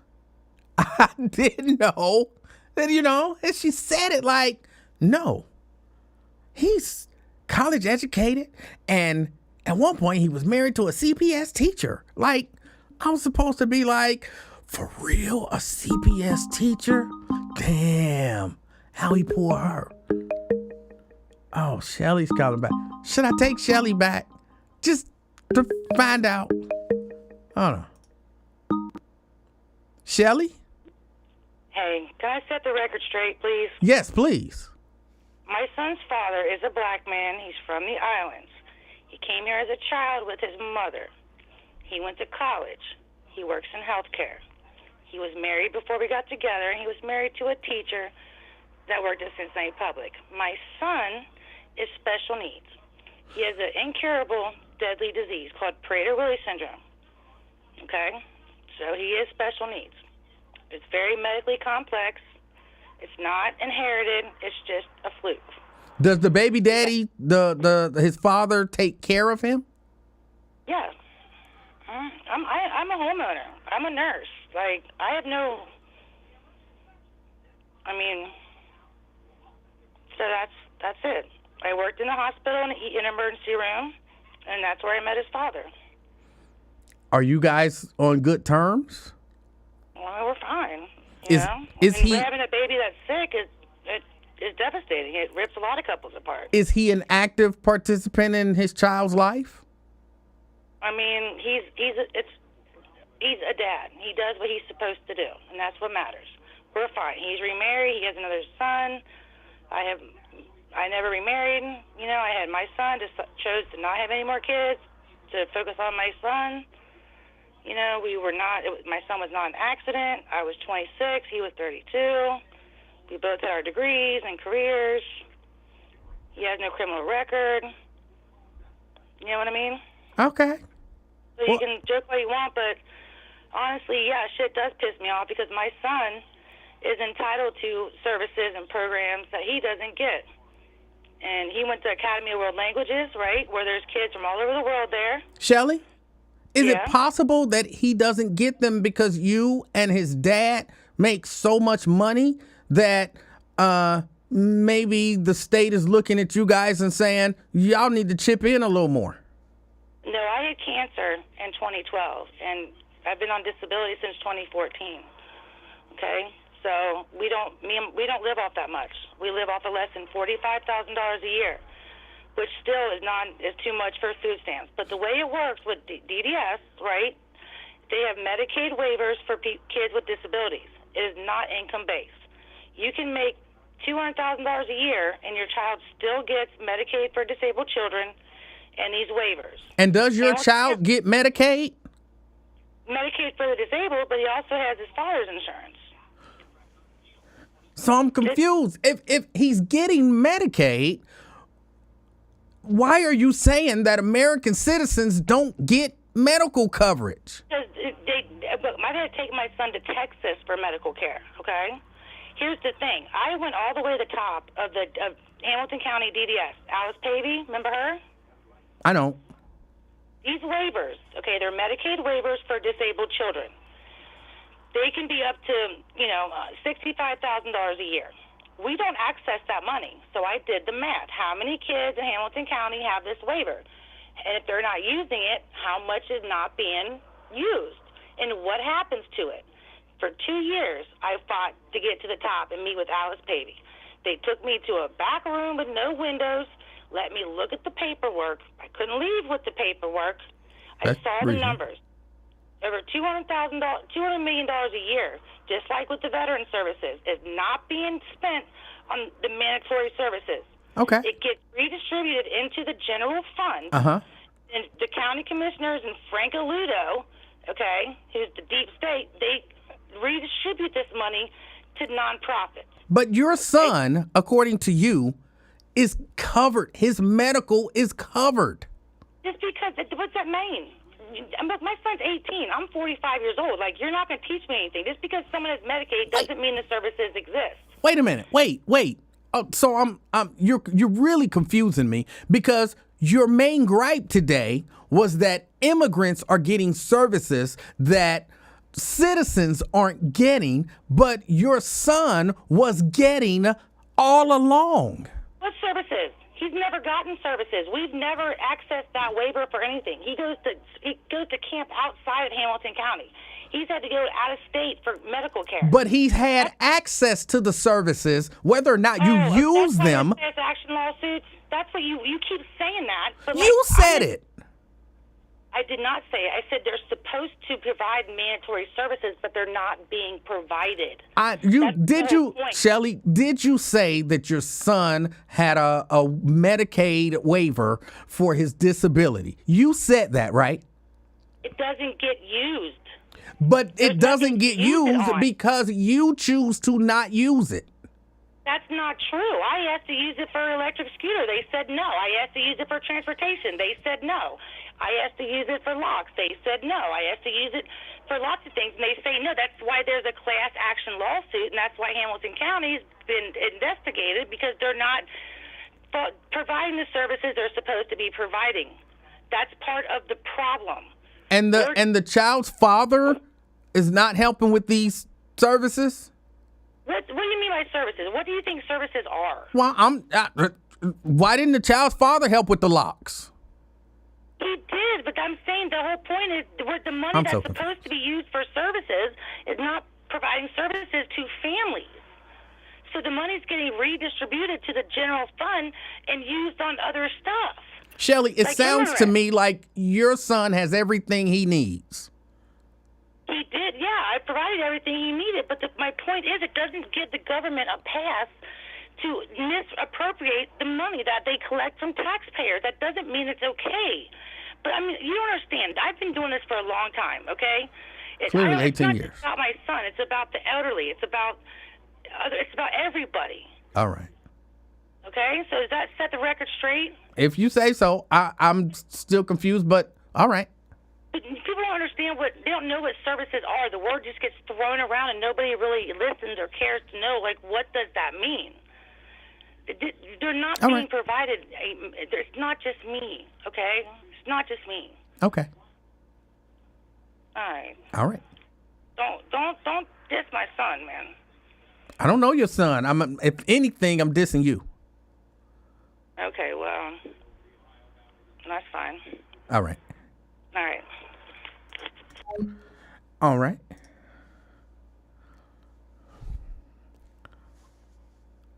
I still don't know what I don't understand the complaint. I really don't understand the complaint. My son had everything that he needed. He had Medicaid, which early on she was saying nobody's getting except for immigrants.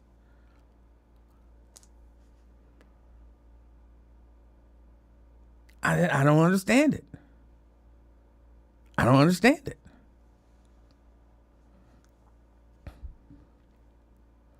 But she did clear up the husband was not the special needs thing, which I thought he was. So thank you for clearing that up. Janice, I'm completely lost too. Janice says, why weren't the services available to her? I'm completely lost. Yeah, I am too.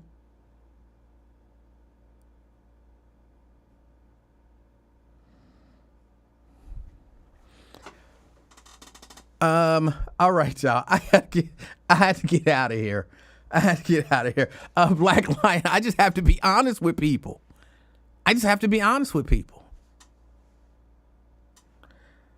And I don't know exactly how, insurance, because insurances work kind of crazy. Because she said he's got the Medicaid, but he's also on his dad's insurance. So it's possible that, I'm certain the state is looking at it like, okay, this is what he's eligible for under his dad's insurance. This is what we cover. We're not going to double services. And maybe that's right. Maybe that's wrong. But I know they do stuff like that. Like, oh, you say you want a wheelchair? Let me look at his daddy insurance. Yeah, his daddy's insurance covered the wheelchair. So put in a claim with his daddy's insurance. We not going to do the wheelchair because he can get that through his daddy's insurance. Well, but he's got Medicaid. You guys should be the ones doing it. And I don't know about that. Just, look at his daddy's insurance. Like we trying to cover the gaps, but again, I could be wrong.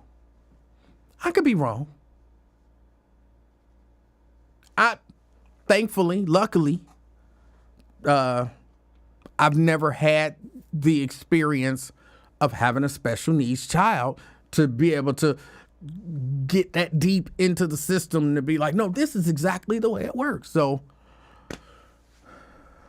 she could be right. For all I know. But Mary says if the parent make a penny too much, you can't get the help you need. And a lot of times, that I've heard of a lot. Be like, no, but we got the medical card. That's the way we, when I was kind of coming up and knowing people, even as an adult, like, we got the medical card. We're Medicaid. Most people that I know don't say that. We got the medical card. And they think, I got the medical card. That means everything is covered and everything is free.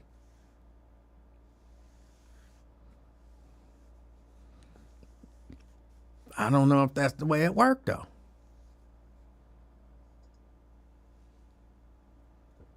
I don't know if that's the way it worked.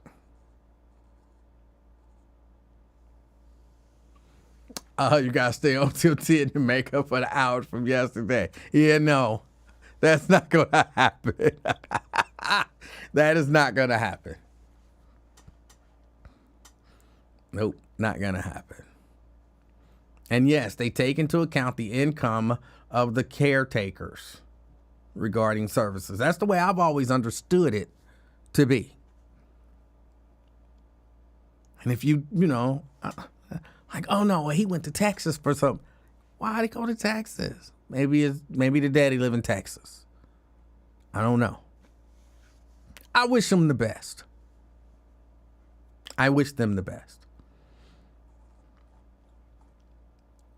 But with all of that said, what do any of that have to do with immigrants? Why are you mad at immigrants getting services? That's what I don't get. Like all of y'all, you know, because I get the immigration is an issue. It is an issue.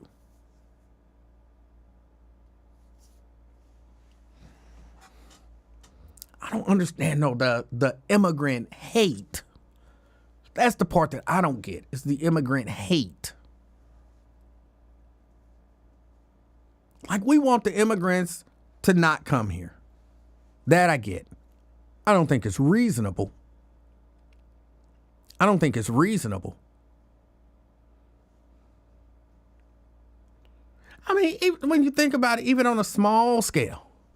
Again, another example that seems like I'm minimizing, but I'm trying to illustrate a principle.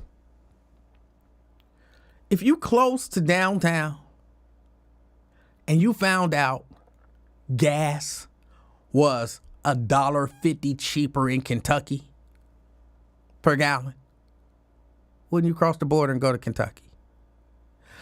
Of course, there's no, you know what I'm saying, immigration there. I get it. But my point is, if you're in a situation and you can see a better situation, most people go to the better situation. I'm poor. I'm broke. I can't feed my kids. Gangs are out of control. But if I can just get there,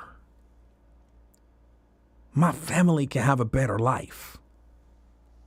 Again, you would cross a border for gas that's $1.50 cheaper a gallon. I would. So I'm saying that to say you can see where you are and your situation, and if you see a better situation, you'll go for it. And it ain't life and death. But then we get mad at humans who see a better situation and go for it. Why are they coming over here? They got minutes coming over here. They need to stay in their own country. Please. If the situation was reversed, you would leave America as quickly as you could. Hell with the consequences. Hell with the consequences.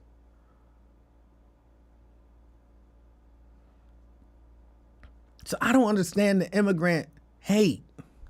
And then what? We want them to not come, but they coming. Then once they get here, we want to just be like, just let them die in the street. We want them to go to JFS and be like, you know, hey, yo, I'm here and I don't have no job. I'm hungry. I ain't got nowhere to live. I need some help. And just be like, nah, I should have kept your ass in Mexico. I don't know what to tell you. We got Americans to help. And just watch them die in the street and be like, you know, look, that's Julio. Came over here 2 weeks ago. He couldn't get no help. He died in the street. Good. Like, come on.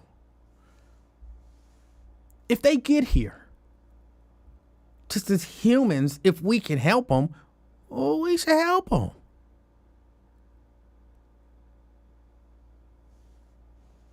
Are people taking advantage? Probably. probably there are non-for-profit organizations who are taking advantage. Don't be mad at the immigrants for that. Be mad at the non-for-profit organizations. They get housing that we don't have. Be mad at the people who are denying you access to housing. Don't be mad at the immigrants.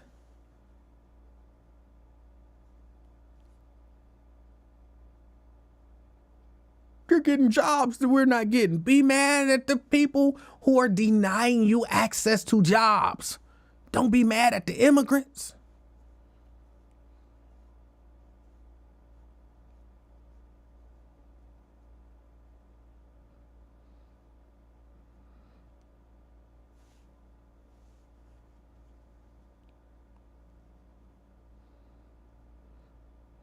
Man, if America go downhill like Donald Trump is trying to take it, and I got to go to Canada, I'm not going to want to go to Canada. It'd be cold.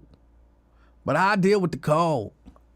Me and that little girl and Mrs. Livingston and that little baby, I'm smuggling us into Canada.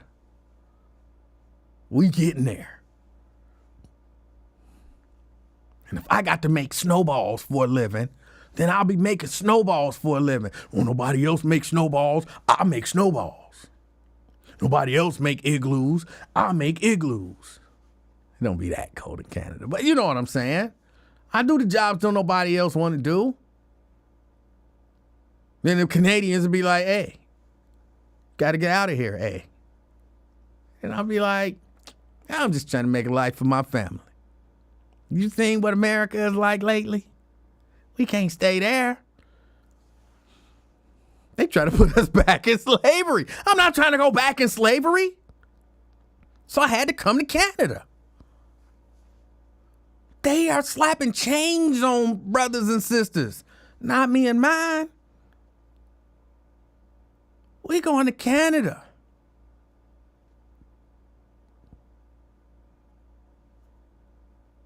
I'm working at the snowball factory. Just making snowballs every day, just packing snow.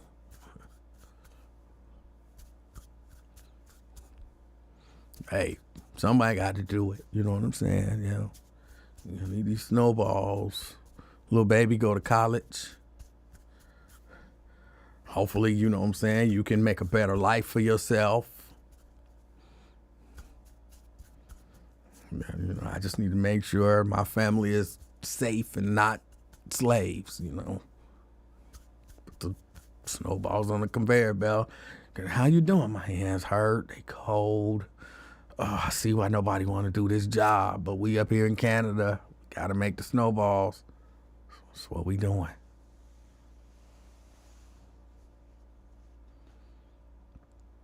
Everybody gonna be mad at me. He's getting benefits that nobody else is getting. What? I live in this little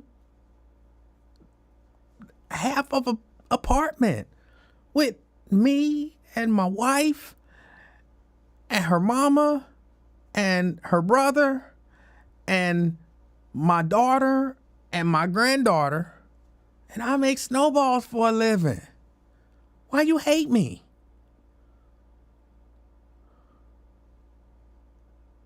Why do you hate me?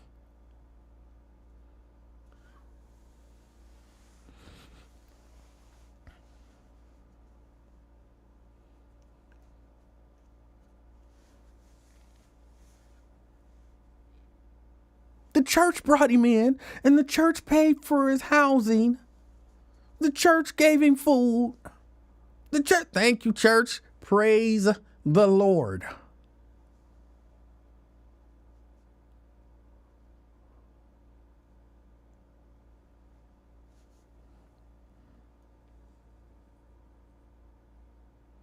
And when I get a chance, I'm sneaking my brothers and my sisters and my nieces and my nephews and my cousins and my aunts.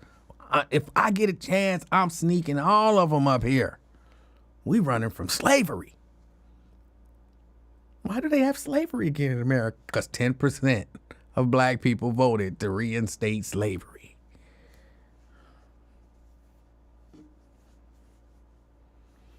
Just don't hate me. So yeah, I don't understand the immigrant hate. I understand the concern. I don't understand the hate. All right, y'all. That's about it. I gotta get ready to get out of here. All hearts and minds are clear. Anybody got anything else?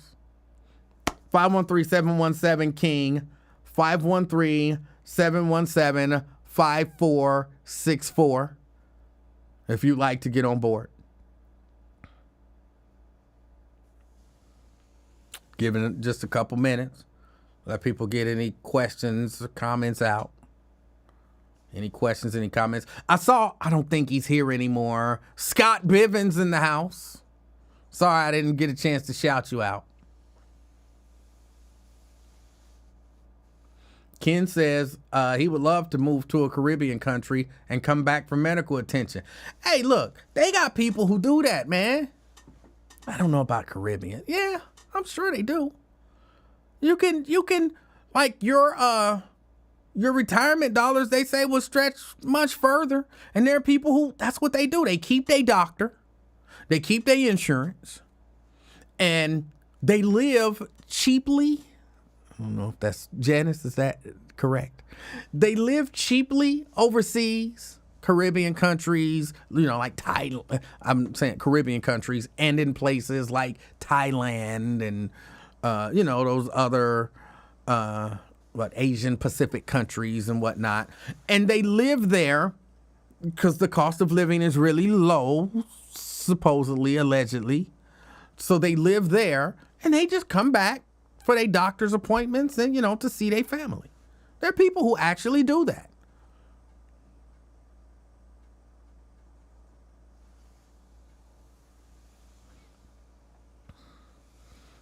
Talk about the importance of Father's Day this Sunday. I don't know. I might not be the best person to talk about the importance of Father's Day. I believe fathers are important. I don't know that Father's Day or Mother's Day or even birthdays and all of that kind of stuff. I don't necessarily know. I'm sorry, I keep bumping this thing because I'm not used to it being here. I don't know that any of those days are all that important. But fathers are very important. Fathers are very important. They're not, I think we live in a country now, or, in a time now, in a culture where the importance of fatherhood is extremely diminished. All the women that you hear, and I don't really blame the women, but all of the women that you hear, talking about they the mama and the daddy, they don't need no man, all that kind of stuff.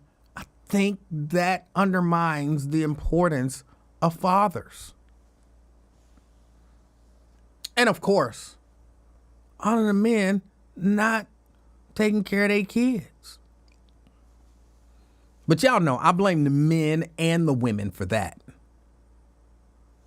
I blame the men and the women. Don't choose to make a kid with a man that's not going to take care of his kid. No, my hand keeps hitting it. The mic ain't bumping me, but my hand keeps hitting it. Sorry, I'm going to do that repeatedly. My mouth has not bumped the mic, but my hand keeps hitting it. But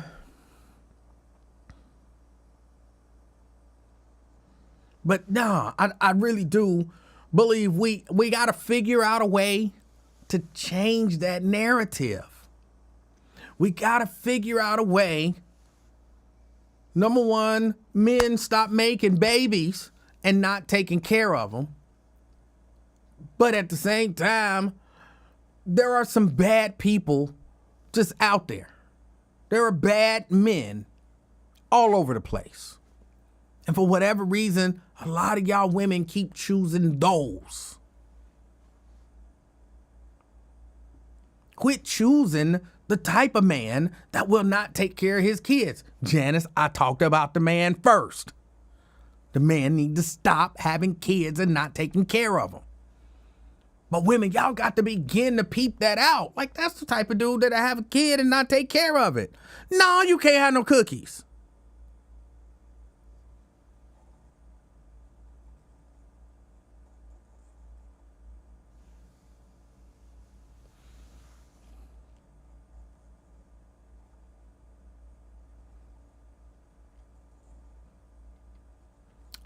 Yes, it is 6:37 actually on Thursday, June 12th.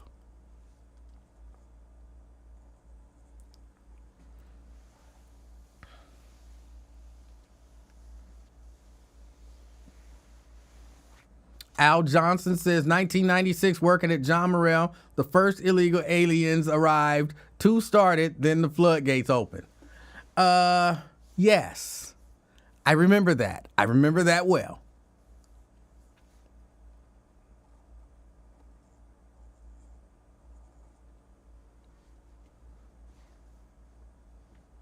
But now, fathers are very, very important. Respecting fathers, giving fathers the opportunity to be fathers. What does that mean? What do you mean giving fathers the opportunity to be fathers? What does that mean? It means just that. First, hold on. First, don't have a kid with nobody if you're not married. Men, don't be out there sticking it until you get married. I know that's not reasonable to believe that that's going to happen in 2025, but that's what we should be teaching. Use protection. I was about to say wear a condom, but use protection. Everybody ain't gonna do that. So it really does come down to men, if you have a child. I'm pausing because you gotta know it's your child. And there's some scandalous women out here who be lying about who the baby daddy is. Because they be having sex with 2, 3, 4, 5, 6, 7, 8, 9, 10 men.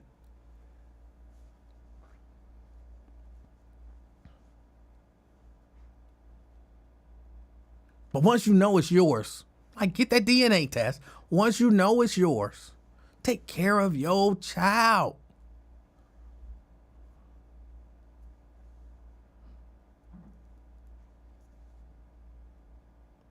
But again, I have to keep going back to it, Janice. I'm sorry, because it's just the truth.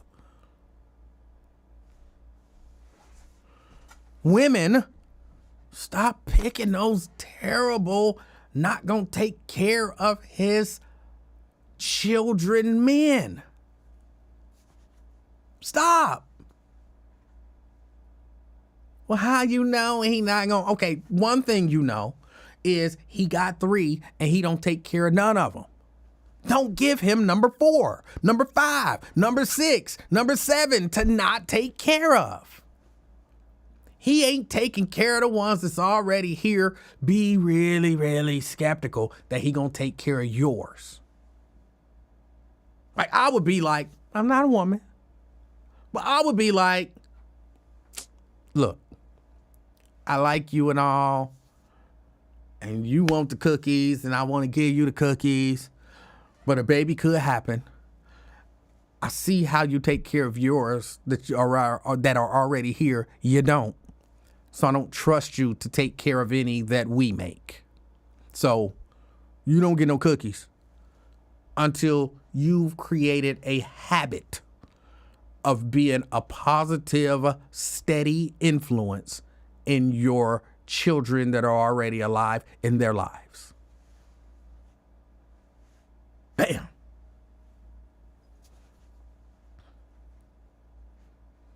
If every woman did that, say, what? I can't get the draws till I begin to consistently take care of my kids and in a positive way. I better start taking care of my kids consistently and be a positive influence in their life. I better start doing that because I definitely want some draws.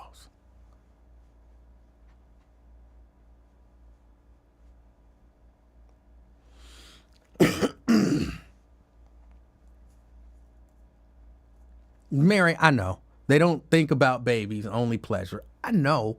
But I'm just saying it because, I don't know, I feel like it should be said. Excuse me.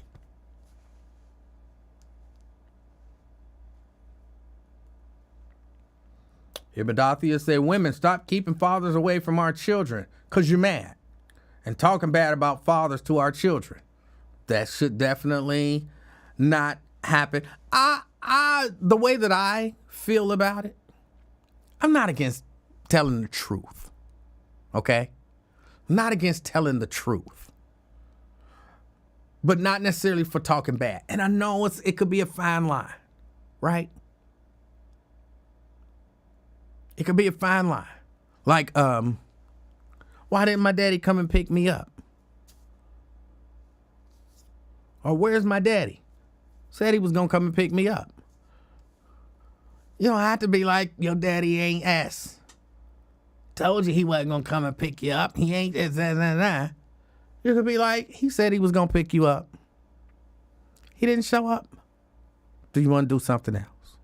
Well, why didn't he show up? That's something that you'll have to ask him. I don't know why. I'm not going to lie for him. But I'm not going to call him a piece of ass and all that kind of stuff. Let the kids figure it out. Just be honest. You can be honest. And I don't perceive being honest as talking bad. The kid know that the daddy said he was going to be here. The kid know the daddy ain't there. You don't have to rub it in. You can just, he said he was going to come. He didn't come. What we going to do now? That's harsh. But I agree. You don't necessarily have to talk bad about the kid. About the daddy. Even if he's a bad dad, just let the kids see the truth.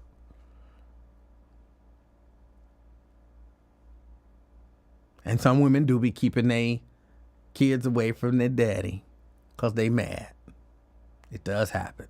This Father's Day is going to be some daddy. And y'all know this is I done told y'all this story. I'm not going to tell the story.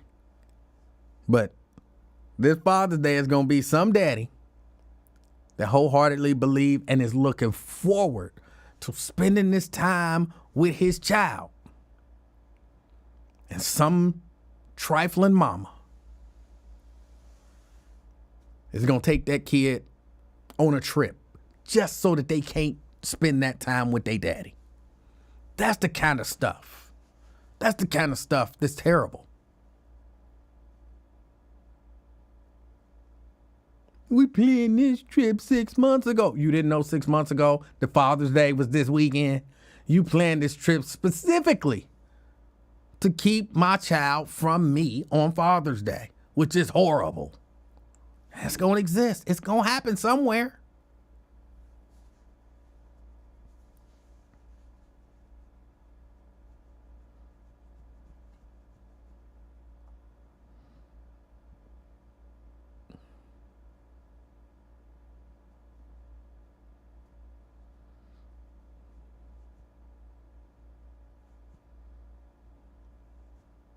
So I was supposed to be talking about the importance of Father's Day.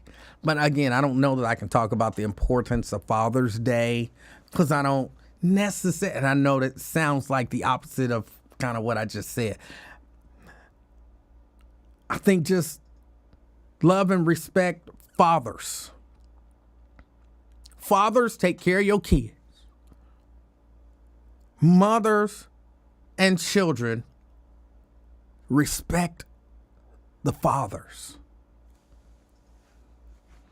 And if you get him some underwear or a t-shirt, he'll probably be cool with it. Because most of the fathers that I know don't really want nothing. Don't really want nothing. We just want to be good fathers. And if you even a call to say Happy Father's Day is enough.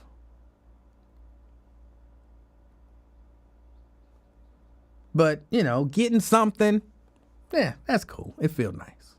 It's not necessary, though.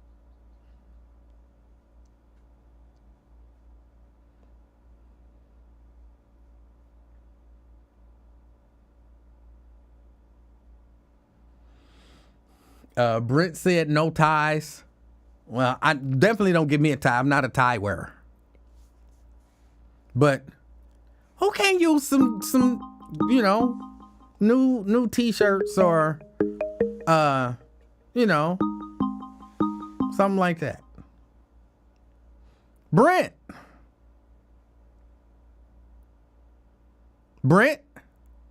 Oh, hey, what's going on, E-Man? Hey, how you doing, sir? I'm all right. I don't know if it's going to connect or not. Can you still hear me? You were breaking up. Okay, let me take you off of this Bluetooth. It connected accidentally. Let's try that. All right. Is that better? I sound a little better. Well, I don't know why. But hold on, because the Bluetooth. Hold on. Okay. All right. How about now? And my apologies. Let's see. Okay, I didn't hear myself again. All right. Everything good now? Everything seems to be okay. Okay. I don't want no draws for Father's Day. I don't want no macaroni art. I don't want no belts, no ties. You have 360 plus days of year that you can get me stuff like that. Get me something I want. So, no, we're not having any of that. I told folks on Lincoln's show, gave a PSA to the ladies. If nothing else, put something on a bill. I got bills. So, put, 15, 25, or a little cash. I'll do some cash. But I'll be honest. My daughter asks me every year, what do you want for Father's Day? And I usually just tell her, give me some T-shirts, something like that. And the reason I do, because I don't need nothing from her.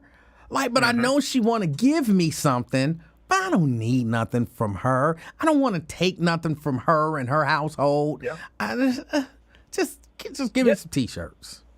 There you go. But it's about wants, not needs.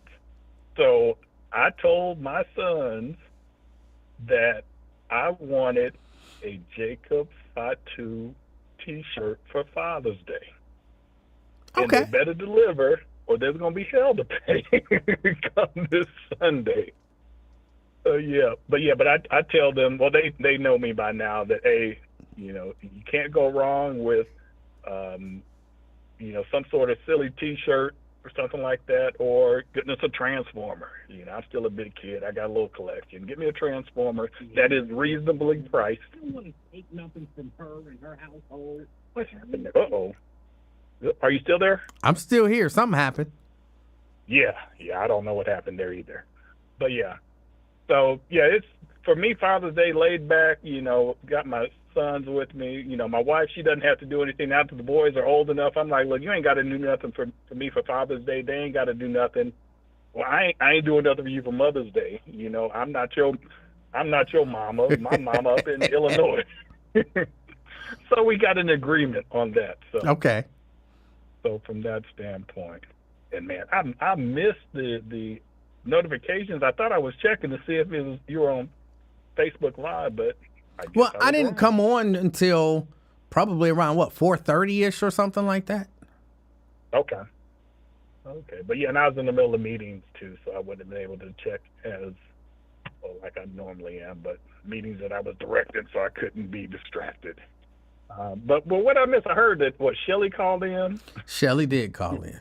She cleared some stuff up. Okay. Did she discuss what Sheriff's father, or what Sheriff is going to do for his father for Father's Day? She did not. I didn't even think about it. I didn't ask her. Yep. Well, next time, put Sheriff on the phone, because it'd be interesting to hear the story behind the father, because some of us have suspected that Sheriff's father is black. She cleared that up. She said he is black from the islands. She said he's an immigrant from the islands. He was, came here with his mother as a child. He's got a college degree and some other stuff. Yeah, she gave us the whole rundown, more than what we needed. He ain't from the islands. She didn't want to say he was an actual African American black dude, because that's how they do sometimes. But oh well, we'll just have to take her word. Hold on. Some people are saying, I'm pretty sure, Steban, he meant Transformer. Transformers more than meets the eye. The robots that change to vehicles. That Transformers. Or airplanes. Huh? Or airplanes. Or airplane, or insect, or there's a bunch of dinosaurs, all that good stuff. Yep. So that type of Transformer is not Transformer. That's a different kind, different context. No, not in the slightest. But and I have any notifications. I don't have my notes all together, and I don't know if LaDonna is on, so I feel sort of guilty for going directly into the wrestling report. We have, what was it? It was Money in the Bank, and then we had eventful stuff on Monday Night Raw. Which I missed both of those. What? Working, man. I was working. Okay. Now, so you were at the was this another like Gospel Fest? Gospel Superfest, yes. Okay, so how many, how's the best way to put this? How many men was singing with their head back and their tongue sticking out trying to do that vibrato? I'm guessing it was at least a minimum of 4. I don't know that I saw any. They do shake that jaw a lot, which I never understood why they do that. But they do that a lot. But I don't know about the tongue out and whatnot. Okay, because that's typically at events like that. Did you shake hands with any of the male gospel artists? Sure, absolutely. Was it a nice firm handshake or like a wet fish handshake? It was every male gospel artist that I shook hands with was a nice firm handshake. Okay. All right. That's good. I have some friends that are musicians, and they met a couple of the well-known stars and went to shake their hand. It was like, Yeah, there are some, but they weren't there. Yeah. Make one, straighten that wrist, make that wrist firm and give me a firm handshake, not none of that, charmed handshake, like you shaking hands with a woman. Yes. But yeah, I had another tangent I was going to go off on, but we'll go back to wrestling. Oh, did you watch the BET Music Awards? One more tangent. No, I was working. Okay. Well, I didn't watch it either, but I saw some clips where, what was it, Kevin Hart called out Kirk Franklin. To where he told Kirk Franklin, I guess he got an award or something like that, and he told Kirk Franklin, don't come up on here on stage, doing front twerking.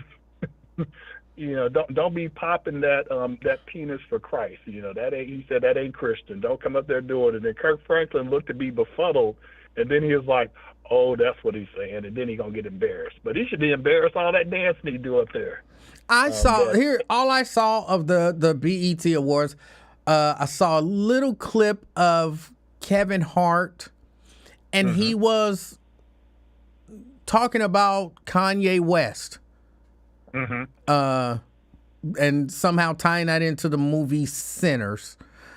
And I just saw that little clip, and I thought, this guy is not funny. But that's it. Yeah.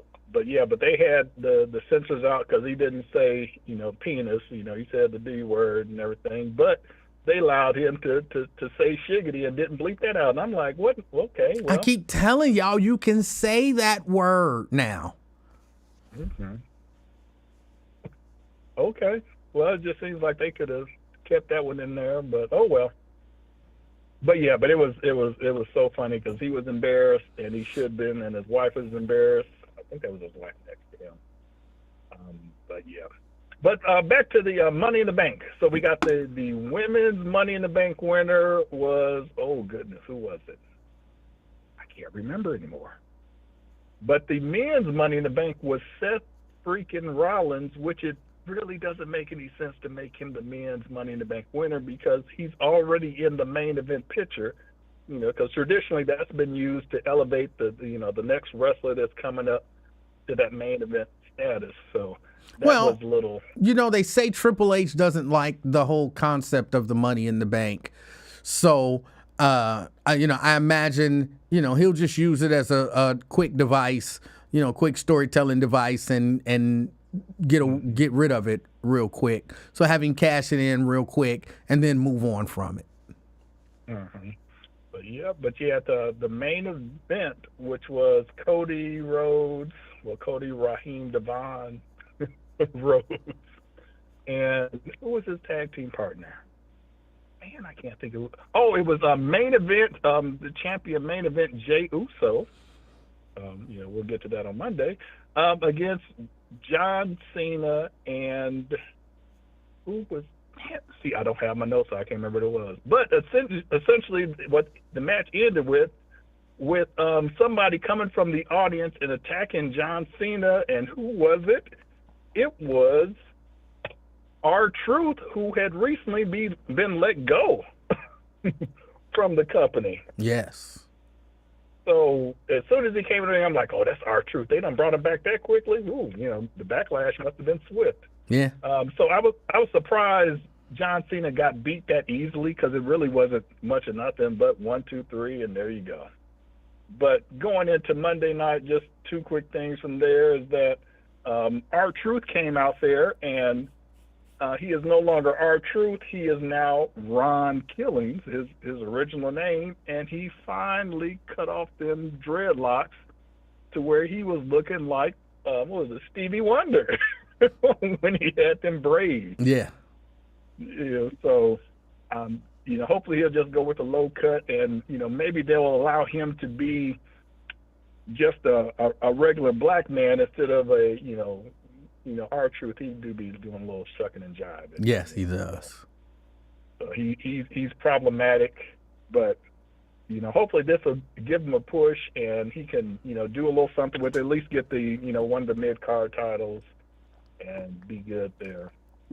But the main event was, I was surprised that you have a new world champion, and Gunther is champion again. I thought they would at least give Jey Uso a run until SummerSlam. I'm hearing that he might be injured. Okay. And he has them two words, and yeet, which is. Yeah. I still don't know what that means. But oh well. But yeah, so that's all I had from off the top of my head. I don't think there was anything else. Oh, one other thing, AEW All In, their big pay-per-view, is supposed to be down here in Dallas, at the stadium next to the Jerry's World. Don't know the name of the stadium. Oh, it's at the Rangers where they play. They have an indoor stadium. Okay. But they allegedly have a package that will get you 5 premium floor seats in the first 5 rows. You get to keep the chair.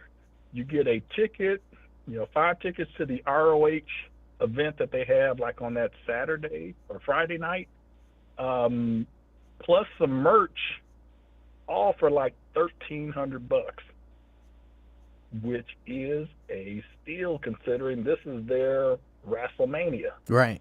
Their version of WrestleMania. And one thing that AEW has been known to have are long pay-per-views. So you'll be getting your money's worth. You won't get a 4-match Saturday night's main event like you do with WWE. And those, I can imagine. Well, goodness, I remember seeing the tickets for WrestleMania, and you were talking about $5,000 for, goodness, even like row 10 for them seats, which is crazy. So we'll see with now that TKO is in there. They continue to raise those prices up higher and higher and higher, and they're pricing people out. And now they're going to have WrestleMania back in Los Angeles again. They took it away from New Orleans and going back out there. So Las Vegas, you mean? Yeah, Las Vegas. You're right.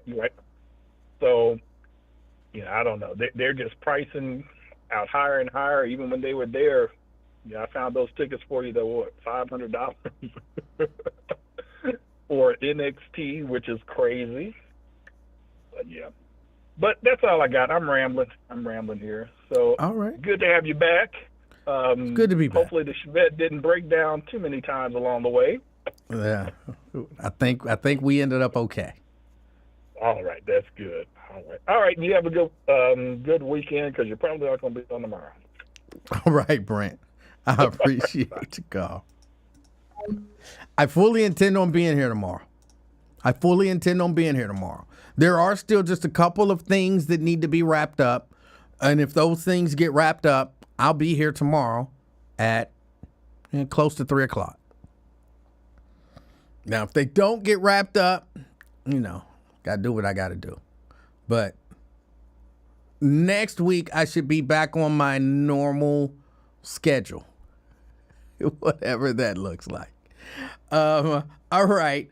Hold on. Now, somebody asked me something that I saw. Do gospel artists like adult entertainment? Why wouldn't they? I mean, I'm sure that they try to refrain, because it's frowned upon. But they just people. People who believe in God and believe in Jesus and all of that kind of stuff. They are just people. They get erections. You know what I'm saying? The women get all moist. They just people. So they like the same stuff that you like, in terms of that. People who like God and Jesus and all that stuff, they still feel everything that you feel. So, yeah, they are tempted to watch adult entertainment and listen to adult entertainment and all of that kind of stuff. Yeah, all of that. They are just people. Mary says, what word can they say now? Shit. You can say that on the air. It's the FCC changed that a few years back. Now, I don't say it because, I don't cuss. But you can say that word on the air. They changed it.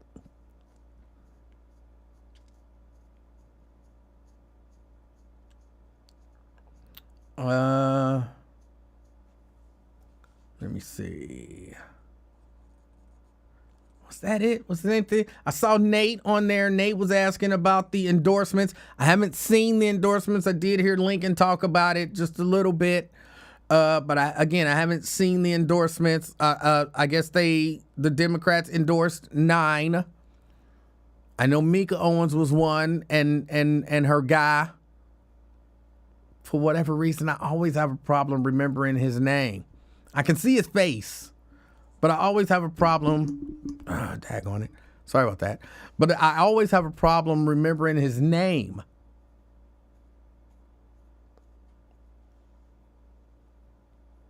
Somebody put his name up because I can't remember. But they endorsed him as well, along with a full slate, 9 people.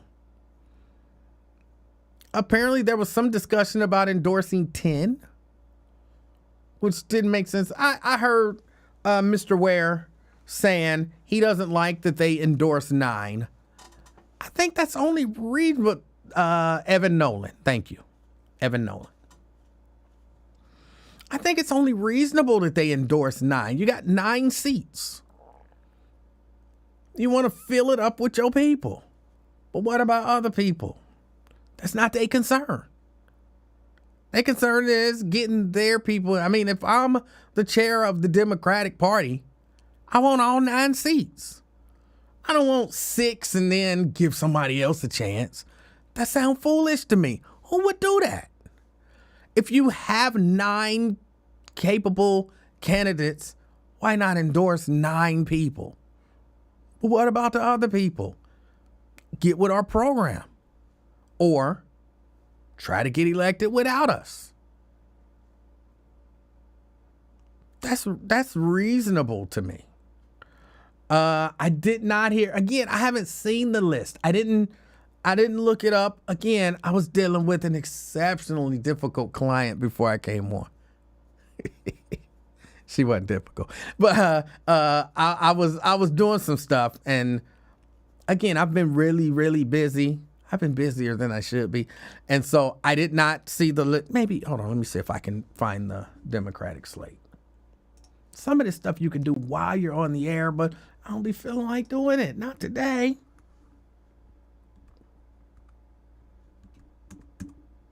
Come on.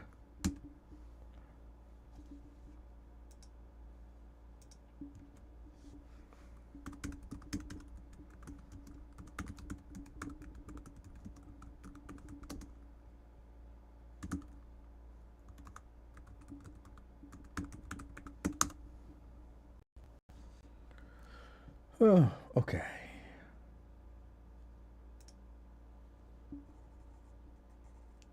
All right, let me see.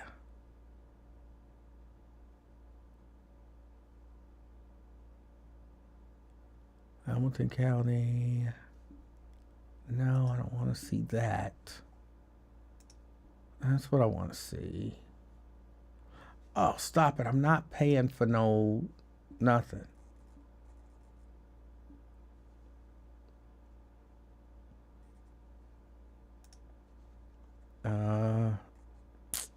Everybody want me to pay for their content. I understand it.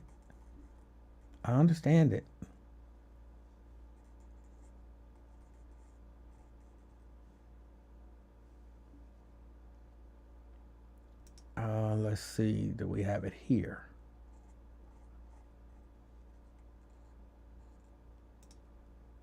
All right. Look like what? Ryan James, Mark Jeffries, Scotty Johnson, Jan Michelle Lemon Kearney, who again, if she refers to herself as JMLK, I will not vote for her. I will vote for her if she calls herself Jan Michelle Lemon Kearney. But if throughout this whole process, if she calls herself JMLK, I will not vote for her. But I really like her. And I want to vote for her. I just won't vote for that. Evan Nolan, Mika Owens, Seth Walsh, of course, for mayor, Avtab Pureval, Anna Albee, Jeff Cremerding, and that's your slate.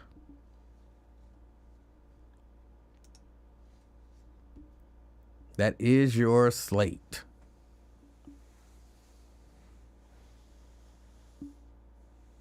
Dana says only Lincoln refers to her that way. And it's the stupidest, corniest thing.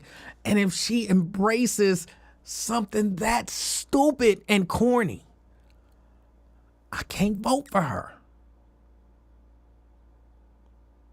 And she did. I heard her say it the last time, and I was like, no, Jan, no. I can't vote for you.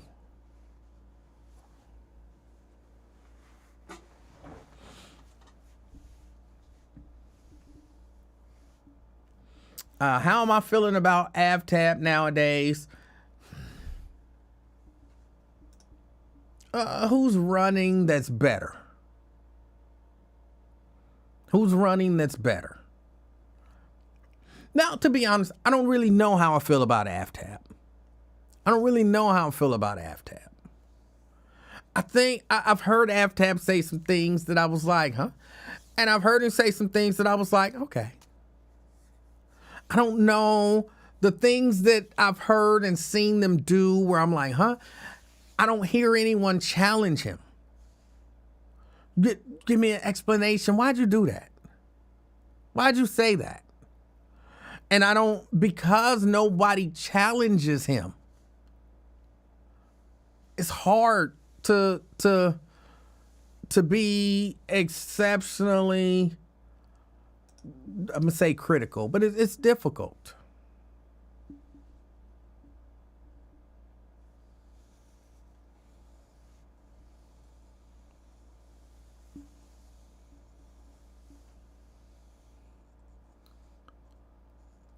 Hold on, I'm trying to see something. I'm trying to go back and see something. Shahira says, I think he said endorsing 9 was okay, not 10. I think he said for people to don't vote for 9 people, but someone correct me if I'm wrong. Which he is you talking about? Which he are you talking about? I got a feeling about who you're trying to defend. You're trying to defend your boy. And if you're trying to defend your boy, you're wrong. If that's what you're doing, if you're trying to defend Lincoln Ware, that's not what he said. I heard him. What you said he said is not what he said. But you might be talking about somebody else. I know you had to defend your boy, but yeah. If that's who you're talking about, I'm correcting you because you're wrong.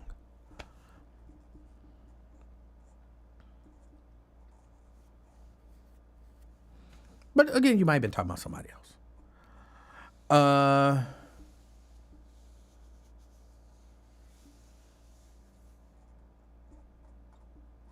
But no, that's your slate.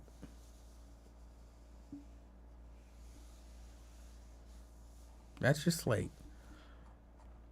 And again, it's reasonable to endorse a full slate.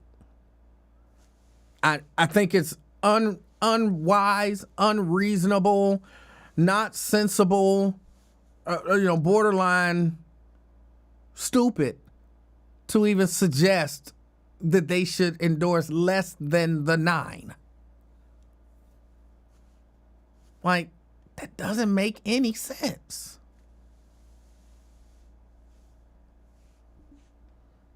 Now, I won't vote for all 9 of those people. I mean, I kind of already have an idea of who I'm leaning towards.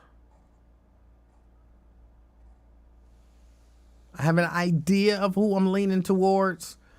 But some of those people will get my vote. Some of those people will get my vote. I know Scotty will get my vote. He said some things that I just fundamentally disagreed with, but I know Scotty enough to believe that his heart is in the right place and he's trying to do what he believes is right. I just don't always agree with him on what's right, which is fine. Because sometimes just knowing that you're doing a thing for the right reasons, even if I don't necessarily agree with the thing. Like, remember when he said something about charging people if their guns get stolen out of their car? I don't agree with that at all. Not even a little bit. I believe his heart was in the right place. Like, we gotta do something and we gotta make people aware that people are stealing guns from cars and, we want to bring down crime and all. So his heart was in the right place. Although I feel like the thought was exceptionally misguided. And then because I believe when your heart is in the right place, you can be talked down from nonsense. Which I don't think he would endorse that now. I think enough people said to him like, bro, come on, man. That don't even make no sense. You don't arrest people because somebody broke in their car and stole something. And he was like, okay, you're right. I'm just trying to help, So when your heart is in the right place, I think you're open to hearing different thoughts and criticisms of your idea. And you're willing to say, I might have been a little misguided with that. I'm just trying to help. So Scotty's one where I'm like, okay. Of course, like I said, Jan Michelle Lemon Kearney. I like Jan Michelle. And I think she's smart. And she's another one who I believe her heart is in the right place. And I believe she's doing good work.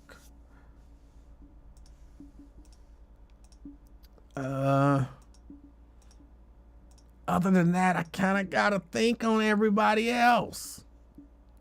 I'm kind of leaning towards Lakita, Miss White, Lakita Cole. I'm kind of leaning towards her.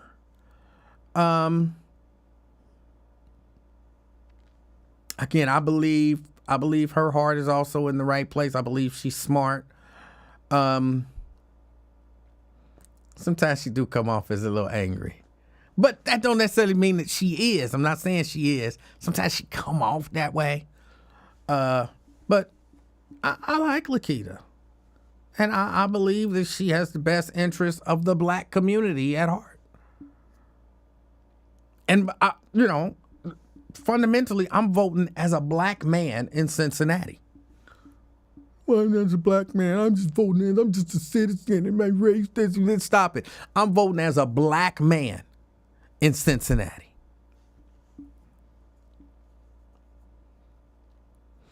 Is Stefan officially running? I don't know if he got his signatures. But believe it or not, I think if Stefan is on the ballot, I might vote for Stefan. I'll have to have a conversation with Stefan. I see him out. You know what I'm saying? I'll have to have a conversation with Stefan. But again, he another one of those where I believe his heart is in the right place. I believe his heart is in the right place. So I will have to have a conversation with him, just kind of about some things, I'll just say. But he could definitely win my vote. But again, I know where I'm kind of leaning right now. I know where I'm kind of I don't know why this meant leaning. I know where I'm kind of leaning right now. And I'll look into some other people. It might be, another diamond in the rough or two. I am still upset with Mika Owens for giving away that black majority. I know a lot of people are like, oh, that don't matter. It's not important. I'm like, really? You telling me as a black person that having black representatives is unimportant? Like, that don't make sense to me. Well, but what if they not voting in your best interest anyway? Well, I have to believe to some degree that they've experienced things in this society that could influence them. Not necessarily will, but that could influence them in a way that they understand how this society, because I realized something that I realized something. Not every black person in America processes their experience in America the same way.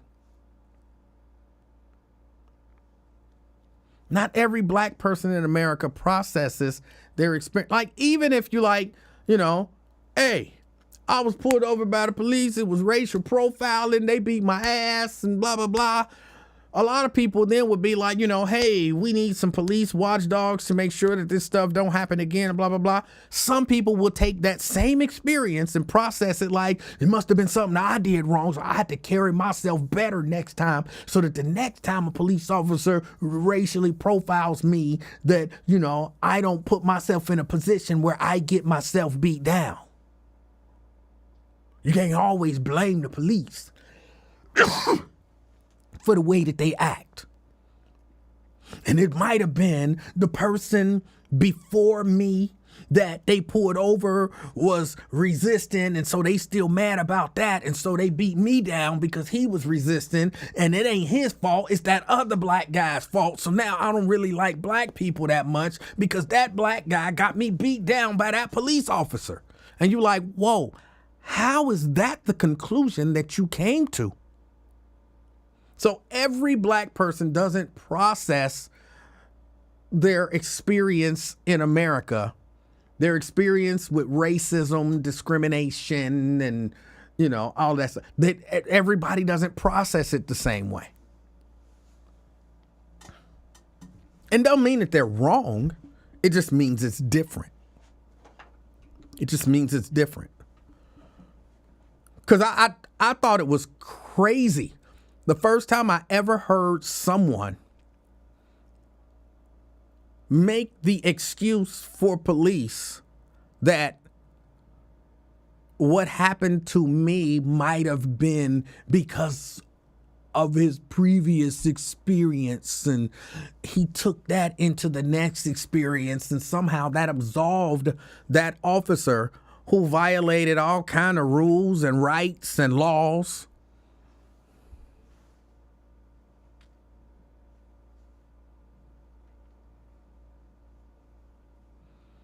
And I thought, that's crazy. How could you do it? But it's just different. It's just different. Carolyn says, do you know the 28-year-old gentleman that's on the Democratic slate? I don't.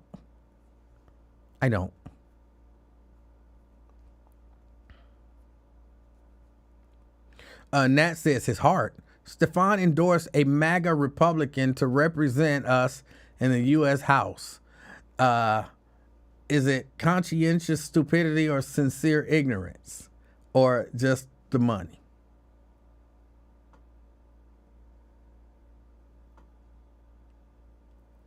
I think he'd be confused about some stuff. That's why I said I would need a conversation with him.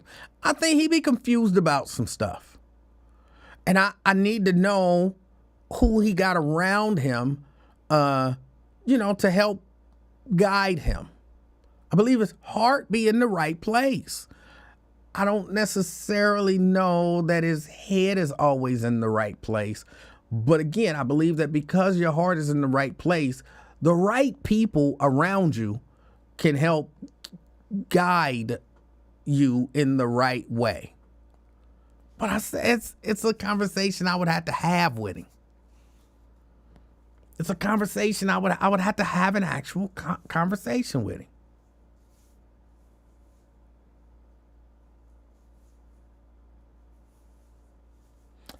Emanuel got some sun. I feel like I look the same. I wasn't outside a lot. I was inside. I wasn't outside. I was inside. So I don't know where the sun came from. I don't know where y'all getting that from. I think I look the same. Maybe it's the lighting or something. I feel like I look the same. LaDonna says, does he have a real job? Well, how are you defining a real job? Does he make enough money to support himself? However he makes enough money to support himself, that would be a real job as long as it's not illegal. That would be a real job. Like if his real job is riding around on that little scooter thing. That's not a scooter. I don't know what it's called. Riding around on that thing, with a sign, and that's enough to pay his bills and whatnot. Who's to say that's not a real job? He been doing it for years. You know what I'm saying? Who's to say that's not a real job?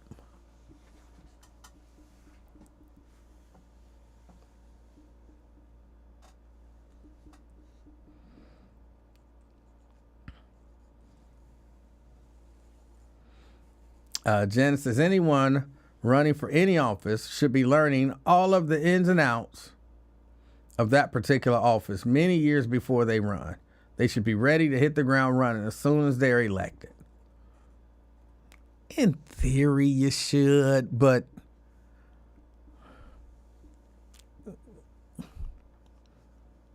some people,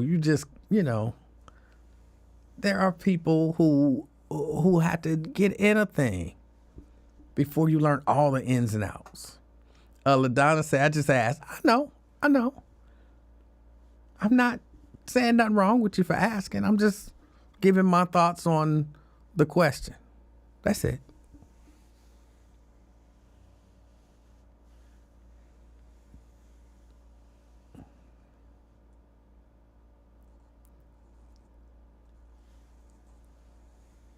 All right, y'all. I got to get out. Oh, it's 7:30. All right. I got to get out of here. I appreciate y'all hanging out with me. I'm shocked that y'all hung out with me this long.